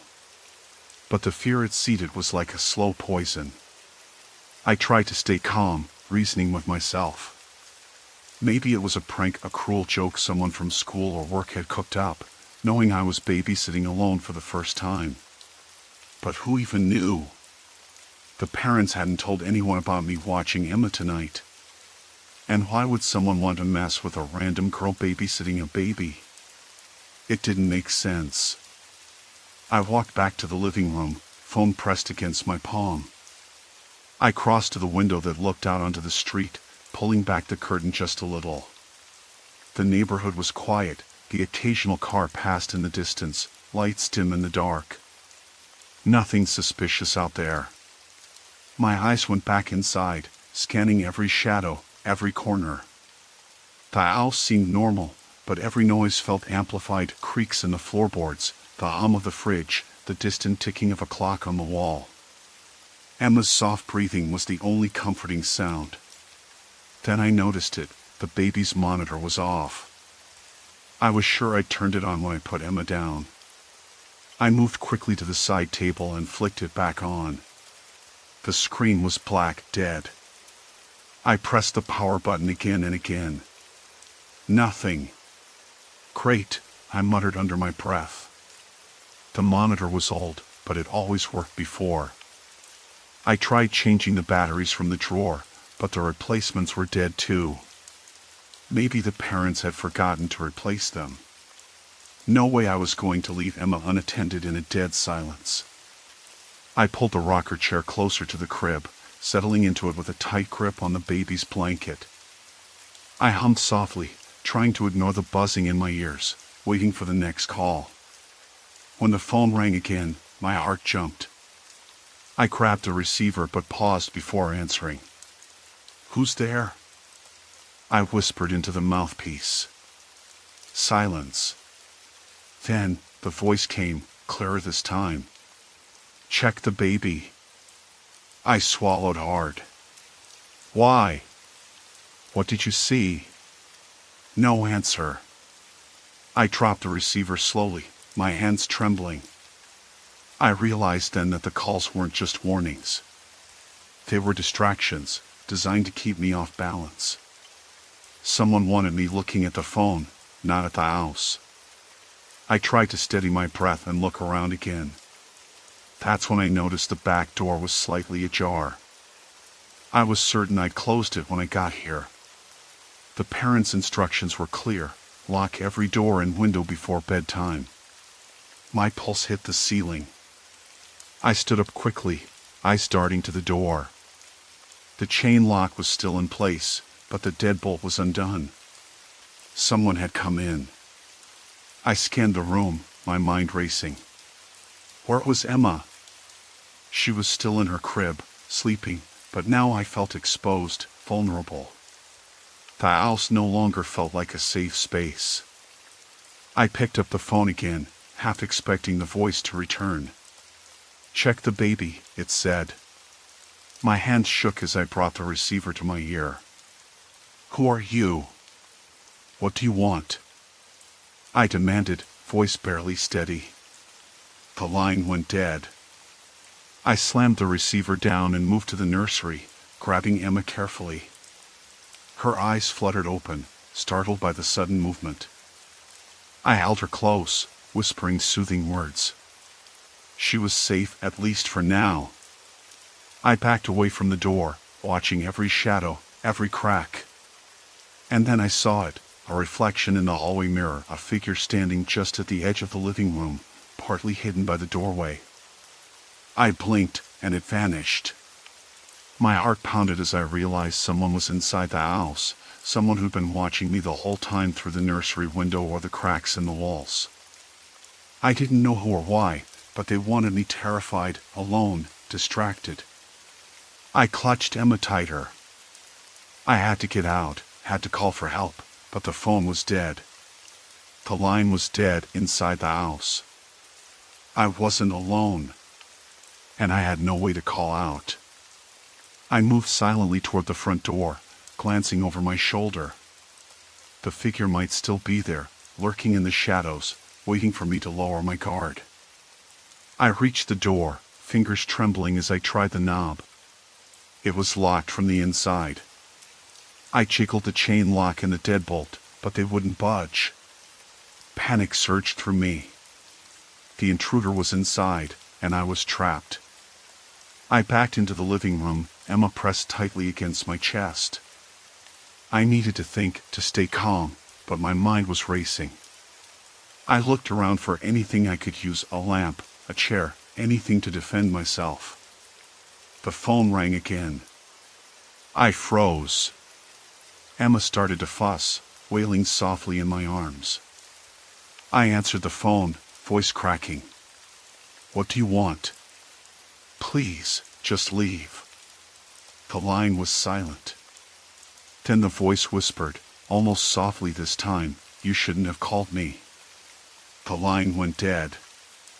I dropped the receiver and looked around, heart pounding. The house was silent except for Emma's soft cries. I realized this wasn't about the baby at all. It was about me. And whoever was here wanted to make sure I never left alive. Story 6, Mirror Replacement, the Doppelganger's Takeover. The first time I saw him, I thought I was looking in a cracked mirror. He stepped out, dressed in the same gray suit I had worn yesterday, with the same navy blue tie I always preferred, and the same subtle silver watch on his wrist. His hair was combed back just like mine, and his clean-shaven face wore that same slightly distracted expression I reserved for early mornings. I blinked and stared. There was no mistaking it. It was me. But there was a difference. He moved with the conviction I usually had after my second cup of coffee. He didn't hesitate.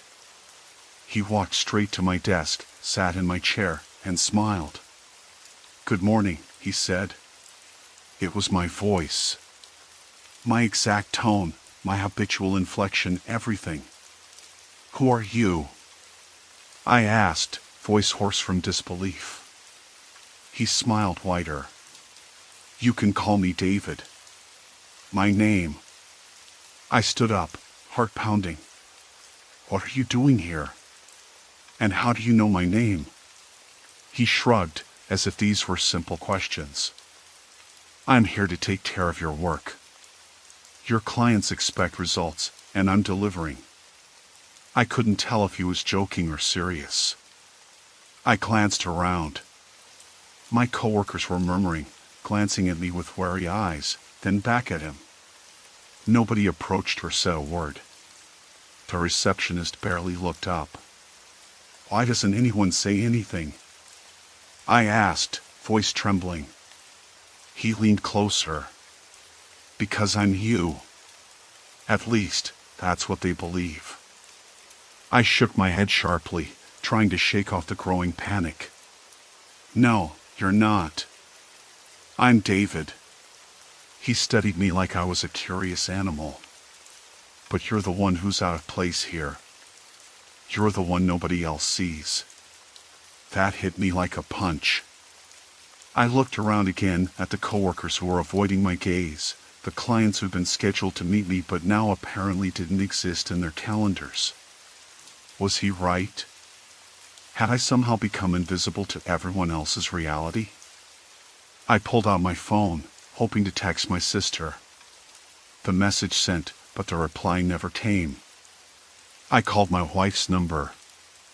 Went straight to voicemail. My mind raced. Was this some elaborate prank? Had I been drugged or hypnotized? None of it made sense. He stood and brushed off his suit. Look, David, I don't have all day. People expect me to close deals, to keep the projects on track. You, on the other hand, seem to be misplaced. Where have you been? I demanded. Who are you? How did you get my memories? He smiled again, but it was colder this time. I didn't get them. I've lived them. I've been you for weeks. You've been elsewhere. Elsewhere? What does that mean? He looked at me as if I were a child who hadn't yet learned about the world's darker corners. It means you're a ghost now. Out of sync. People don't see you, don't remember you. I'm the real David. I felt like I was sinking into an abyss. This can't be happening, I whispered. Believe it or not, I have a life here. A wife who calls me by your name. Friends who share memories with me. Meetings I attend on your behalf. Meanwhile, you appear to them as a stranger. I shook my head again. You're lying. No, he said quietly. I'm not. I felt a wild urge to run out, to find someone who would believe me. But where could I go? My own office felt like a prison. My phone was useless. Even the photos on my desk had been replaced with pictures of him and my wife, smiling as if we'd all been happy this way for months. I sat back down, exhausted and defeated. What do you want from me? He hesitated. I want to keep the life I've built. And you, well, you need to figure out how to get it back. I swallowed. How? He stood, walking toward the door. That's up to you. But remember, I'm doing what you always wished you could do. I'm the version of you that succeeded. And then he left, the elevator doors closing behind him with a soft ding. I sat there, alone with my thoughts, wondering if I was losing my mind or if I had just lost everything that mattered. The room felt colder now, the silence pressing in like a weight. I stared at the spot where the elevator doors had sealed shut, my mind racing through every choice I ever made, every moment I could have turned a different way. Was this really me? Or some twisted mirror reflecting what I could have been: successful, confident, untouchable? A hollow ache settled in my chest. If he was right, if this version of me was the one who'd won, then what did that say about the life I'd lived? The mistakes I'd made? The people I'd hurt or lost? I'd always convinced myself that success wasn't everything, that happiness came in small, messy pieces, not the clean victories he represented. But now, alone in this quiet aftermath, I wasn't so sure. I rubbed my temples, trying to silence the chaos inside. If I was going to get my life back, I needed a plan, something concrete. But where to start when every step forward felt like sinking further into a shadow I barely recognized? Maybe the first thing was to stop seeing him as the enemy, and start seeing him as a warning, a version of myself that I could learn from or fight against. With a deep breath, I stood up, the room suddenly feeling less suffocating. Losing everything might be the worst thing that ever happened to me, or it might be the beginning of something I never dared to imagine. Either way, I couldn't stay frozen here. Not anymore. The office felt impossibly cold the rest of that morning, though the thermostat hadn't changed. I glanced up. My coworkers were back at their desks, eyes flickering toward me, but their gazes never lingered. It was as if I'd interrupted something. They looked through me rather than at me, like I was a ghost in their reality. My phone buzzed, a text from my manager, Mark. I swallowed hard and opened it. "Great job this morning, David. Keep up the momentum." I reread the message, bitter realization settling in. They didn't just accept him, they had already erased me. I tried to shake it off and focus on work, but everything felt alien. My computer screen displayed emails I didn't remember sending. Files I hadn't created were open on my desktop. Whoever this imposter was, he'd stepped way ahead of me. I felt like a stranger in my own life. By noon, I forced myself to stand and head to the break room, hoping to find some familiar face to anchor me. The room was lively with chatter, but every conversation stopped abruptly when I entered. People glanced at me with something like confusion or suspicion. It wasn't hostility, exactly, but an uneasy acknowledgement that I did not belong. I spotted Lisa from accounting across the room. For a moment I thought she'd recognize me, but when our eyes met, she blinked rapidly and made a polite excuse to leave. No one wanted to talk. I was about to leave when a voice stopped me. "Hey!" It was Tom, a junior analyst I'd mentored a few months ago. He looked hesitant, but also a little concerned. "Are you okay?" he asked. I swallowed hard. "I'm not sure."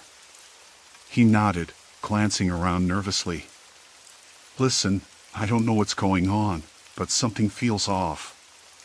You're not acting like yourself, and the David I saw this morning, it was like looking at the real you but better. More confident, like he owns the place." I bit my lip. "Because he does." Tom frowned. "What do you mean?"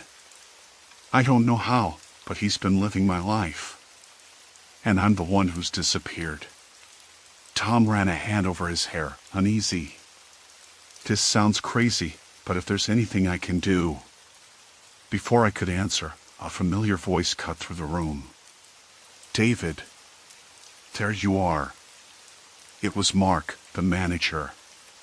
He came striding over, eyes sharp and assessing. Tom stiffened and muttered, "Better go." Mark stopped in front of me, smiled tightly, and said, "I've been looking for you. We need to discuss the Henderson account." I blinked. "I'm still here, Mark." His smile didn't waver. "Of course." "David, I mean..." I forced a weak laugh. "Right." He gestured toward the conference room. "Let's not keep the client waiting." I hesitated, then followed him. My heart pounded in my ears. I needed answers, and this was the closest chance I'd get. Inside the small conference room, Mark closed the door and leaned against the table, studying me. "You look like you've seen a ghost," he said, voice low. I sighed. "Mark, who is that guy?" "The one who showed up this morning." He blinked, as if considering whether to respond. Then, carefully, "I think you mean David." "That's my name." Mark shook his head slowly. "No, you're not David. At least, not anymore." I stared at him, baffled. "What are you saying?" He looked away for a moment, then back. "There's been a change. Corporate decided to replace David." A cold wave of panic washed over me. "Replace me? With who?" Mark hesitated. "With someone who can do the job better. You've been underperforming. The new David is more efficient, more reliable." I felt the room spin. "You're firing me?" He sighed. "Not exactly. It's more like you're being phased out." Phased out? I echoed, my voice trembling. What does that mean for me? Mark's eyes softened. HR will be in touch. For now, just let the new David handle things. I shook my head. No. You don't understand. That man, he's me. Or he was. I'm still here. Mark's expression grew guarded. I won't pretend to understand what this means to you. But from the company's perspective, you're no longer the person in this role. I clenched my fists. So, you let him take my place. You erase me. Just like that. Mark shrugged. Business is business. The finality of those words hit me harder than any blow. I felt like I was drowning in a nightmare that would not end. After Mark left, I sat alone in the conference room, the silence pressing down on me. I had to figure out what was going on, and fast. Whoever this imposter was, he had access to all my contacts, my work, even my personal life. I was a ghost, fading from existence while he stepped into my skin. I pulled out my phone, hoping for a lifeline. My contacts list was intact, but every name held a question. Did they remember me? Did they even know who I was anymore? I dialed my wife's number, hands shaking. It rang once, twice. She answered. David? Her voice was warm, familiar. A lifeline. I closed my eyes. It's me, I said. Please, listen. Something's wrong. There was a pause. Then, cold and strange, she said, Who is this? I froze. Lisa, it's me. Your husband. Another pause. Her voice grew firm. You're mistaken. David left me months ago. I dropped the phone, heart shattering. The illusion shattered. I wasn't just erased from work, I'd been wiped from everyone's reality. That night, I sat in my apartment, the only place left that still felt like mine. But even here, the shadows seemed deeper, the silence heavier. I was trapped in a life that no longer recognized me. Tomorrow, I would confront him. The man who lived my life, who wore my face and spoke my words, but was not me. And I had to find out why. Because if I didn't, I would disappear completely. I sat frozen behind my desk, the dull hum of the office filling the uneasy silence that had settled over the room. Look, he said smoothly, no one's going to believe you if you just start yelling about some imposter. You need to calm down. We can talk this through. His voice, my voice, was calm, calculated, but with an edge I didn't recognize in myself. I wanted to scream that I wasn't him, but every time I opened my mouth, the words felt swallowed by the room's oppressive quiet. The other employees were watching, their eyes flickering between the two of us, confusion and wariness etched on their faces. One of them, Jenna from accounting, finally broke the silence. David, we were really counting on you to close the Anders deal today. Have you got the updated figures ready? I blinked. The Anders deal? That was my project. The one I had been working on for weeks. I started, but the other David cut me off. I've been prepared, he said, smiling like a practiced actor. Everything's ready to go. He glanced at me, his eyes sharp and unreadable. I suggest you take a break. You look a little out of sorts. Out of sorts? I was out of my own life. The room seemed to close in around me, my pulse hammering in my ears. I wanted to reach out to someone, anyone, but the faces around me were blank. No recognition. No camaraderie. Just strangers watching a man pretend to be me. I stood abruptly, knocking over my chair. Who are you? I demanded again, more forcefully. He shrugged, a shrug that carried the weight of finality. I told you. I'm David. We share the same name, same history, same memories. At least, the ones that matter. I laughed, a bitter, hollow sound. You don't have my memories. You don't know what it's like to live my life. He leaned forward, eyes locked on mine. Actually, I do. I've been living it for a while now. You're the one who's been, well, erased. Erased. The word reverberated in my mind. It wasn't just paranoia anymore. It was a fact. I swallowed hard, my mind racing.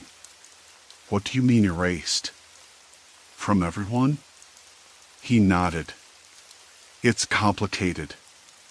But you have to understand, the world only has room for one of us. And the one who fits the role better wins. The one who fits better. I echoed, confusion and disbelief tangling inside me. How is that even possible? He smiled thinly. I'm not sure how it happened, but it doesn't really matter. What matters is that I'm here now. And you, well, you're the one who doesn't exist anymore. I staggered back against my desk, searching for something solid to hold on to, but all I found was the cold edge of my own shattered reality. I looked at the man in my suit, my face, and realized with a chilling certainty that my life had slipped through my fingers. Why? I whispered. Why would you do this to me? He shrugged again. Let's just say I'm better at it. Better at what you do, better at living the life you built. People want certainty, not doubt. They want someone who knows what they're doing. I'm that someone. His words cut deep. I had spent years carving out this existence, struggling through the monotony and the challenges, only to be replaced by someone who slipped in like a shadow and took over without a second thought. Can't you just leave me alone? I pleaded, desperation creeping into my voice. I want my life back. He considered me for a moment, then stood, smoothing his jacket. I'm sorry. This is bigger than you or me. There are people who made decisions. They want stability, consistency. You were unpredictable. Unpredictable. That was the accusation. I clenched my fists, rage and helplessness warring inside me. Who are you working for? He hesitated, then smiled with the same calm certainty. Let's just say I have backing from people who want things done right. I felt a cold shiver run down my spine. This wasn't a random act of psychosis or mistaken identity. This was a calculated takeover, a corporate coup where I had been quietly erased and replaced. I wasn't sure if I was more scared of what he was or what he represented. The sound of footsteps approaching interrupted the moment. My manager, Taryn, appeared at the edge of the room, clipboard in hand. She looked between the two of us, confusion knitting her brow. David, she said, looking at my doppelganger, the board meeting is in 20 minutes. They're expecting your presentation. He nodded smoothly. Of course. I'm ready. Taryn glanced at me, and for a fleeting second, I thought she might recognize me, might say something. But then her expression hardened into polite detachment. I assumed you'll be joining us later, she said, nodding at me. I started. But Taryn had already turned away.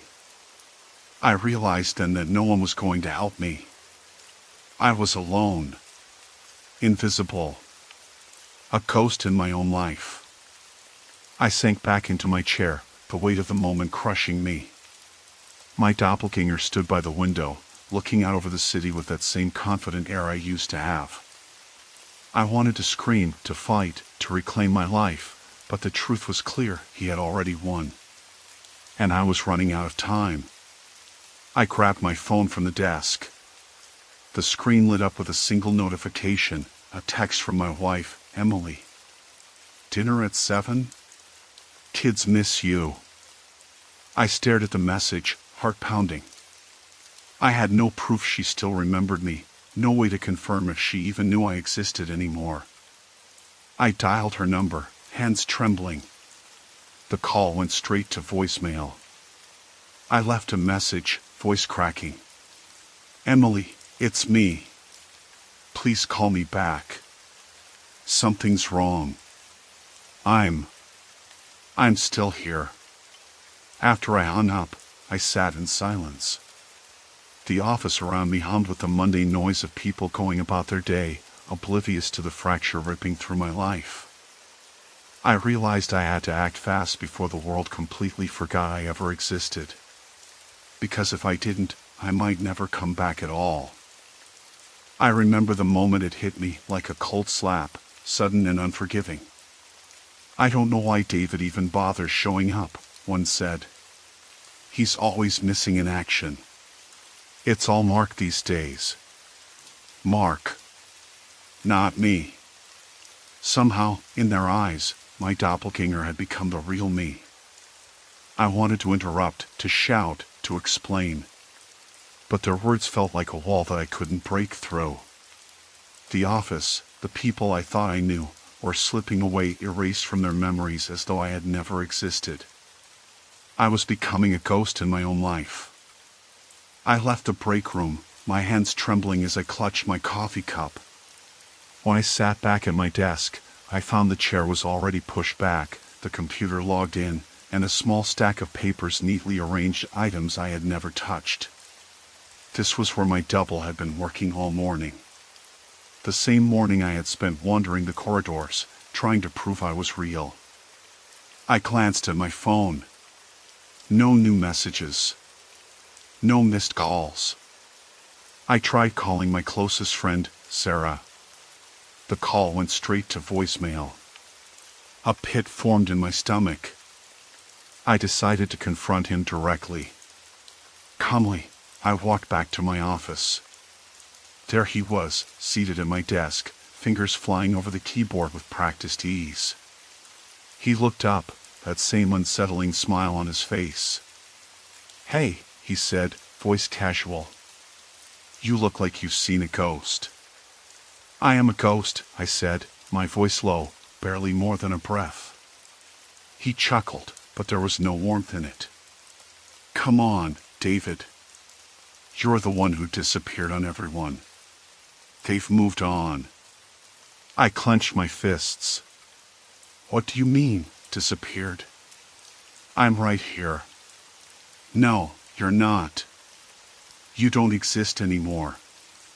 Not to them. He tapped his fingers on the desk.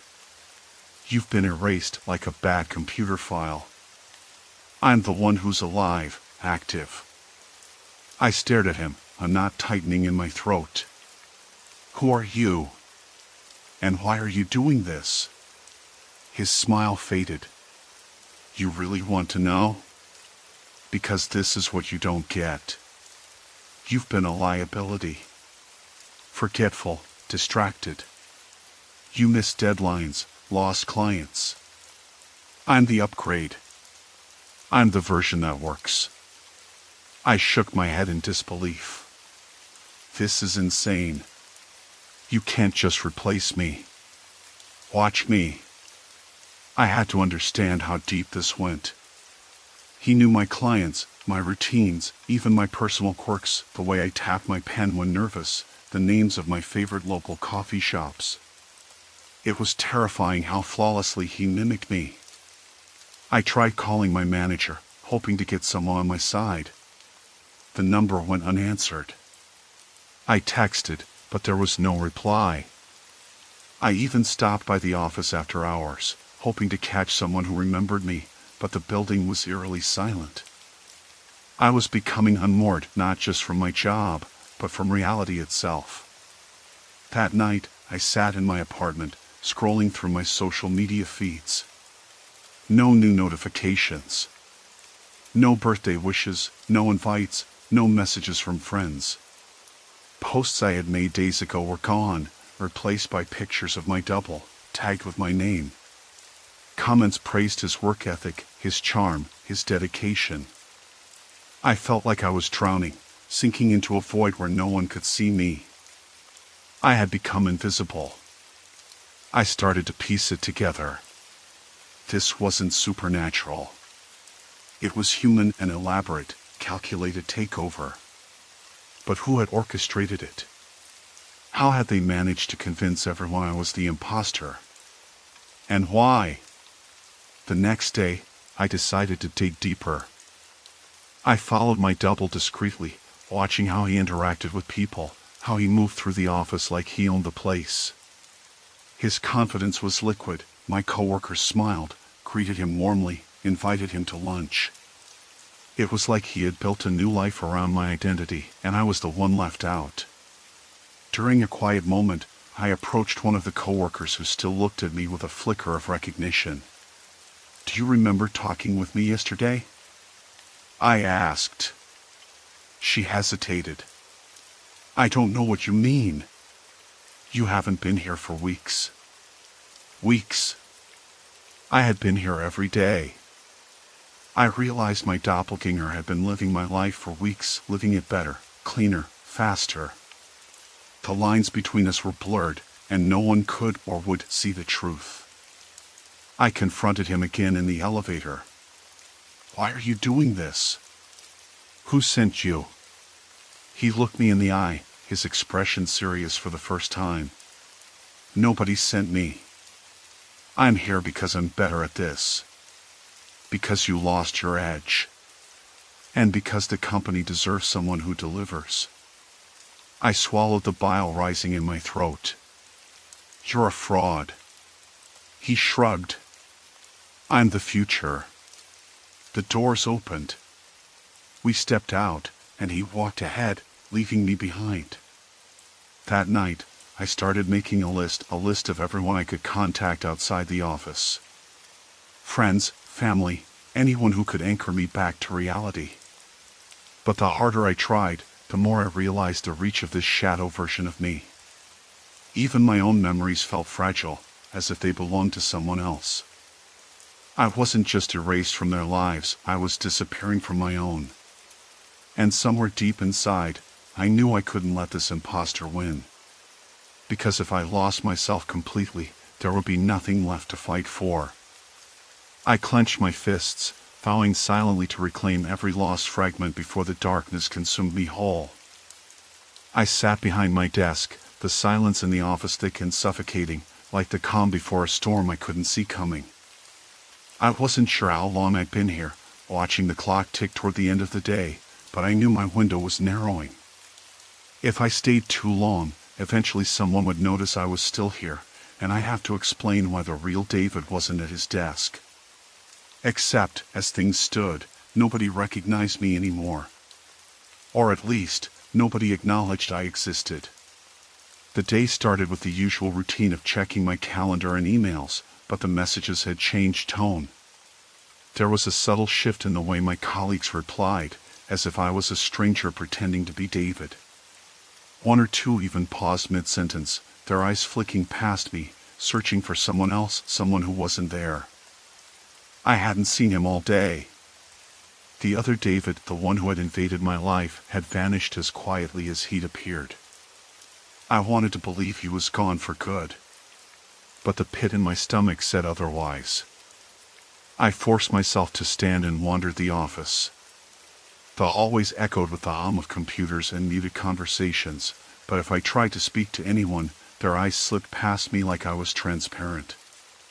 When I approached my team's workstation, a group of them was gathered around a monitor, laughing quietly. "Hey, David," Mark called out, looking right through me. I cleared my throat. "Mark. It's me. The real David." He glanced up briefly, puzzled, then shook his head. "Right, very funny." He turned back to the screen. I swallowed hard.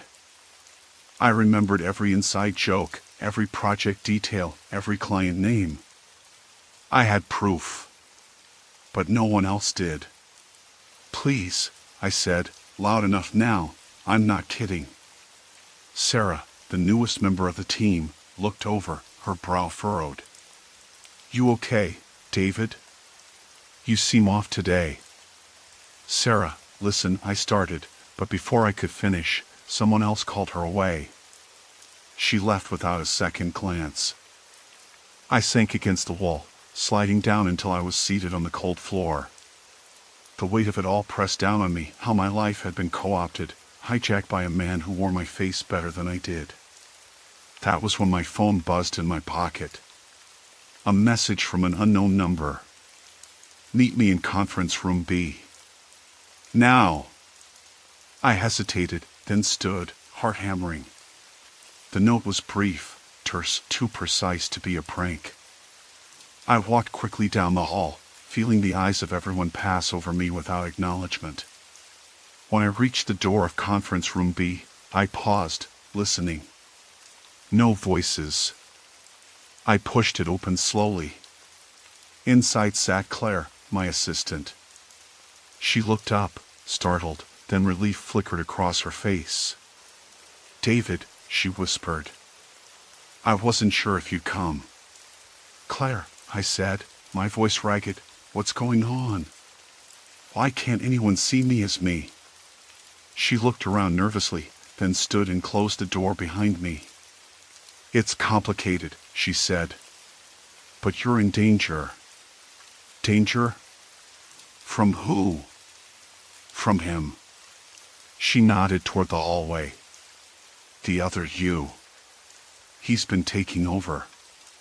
Not just your job. Your entire life.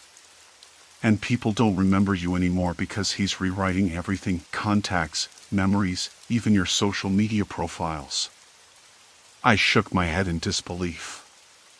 How is that even possible? Claire exhaled sharply. He's good. He's been planning this for months. I didn't want to believe it either. And you? Why are you helping me? She hesitated. Because I still remember. Somehow, I'm one of the few who can. I took a deep breath, trying to absorb her words. What do we do? Claire pulled out a USB stick from her pocket and handed it to me. This has everything you need, the original files, emails, and proof that you exist. If you can get this to someone who still knows you, maybe they'll believe you. I gripped the USB tightly. Who? Your sister. She's the only one I know you're close to outside the office. If anyone can help, it's her. The thought of my sister gave me a flicker of hope. If I could just reach her, maybe I could anchor myself back into reality. Claire, I said, how long do I have before he notices I'm here? She looked grave. Not long. He's already suspicious. Suddenly, the door cracked open and a shadow appeared. David, a voice said smoothly. Or should I say, me. The other David stepped in, eyes cold but calculating. Claire moved behind me, protective. I stood my ground, the USB burning a hole in my pocket. You're wasting your time, he said. Everyone's forgotten you. I'm what matters now. I clenched my fists. I'm not going anywhere. He smiled, but there was no warmth in it. We'll see about that. As he turned to leave, Claire whispered, Go. Now. I didn't hesitate. With the USB in hand, I fled the office, leaving behind the life that wasn't mine anymore.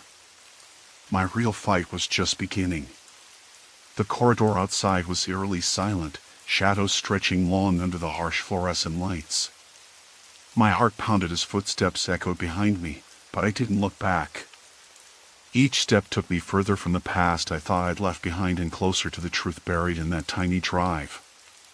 Claire's voice echoed in my mind, trust no one.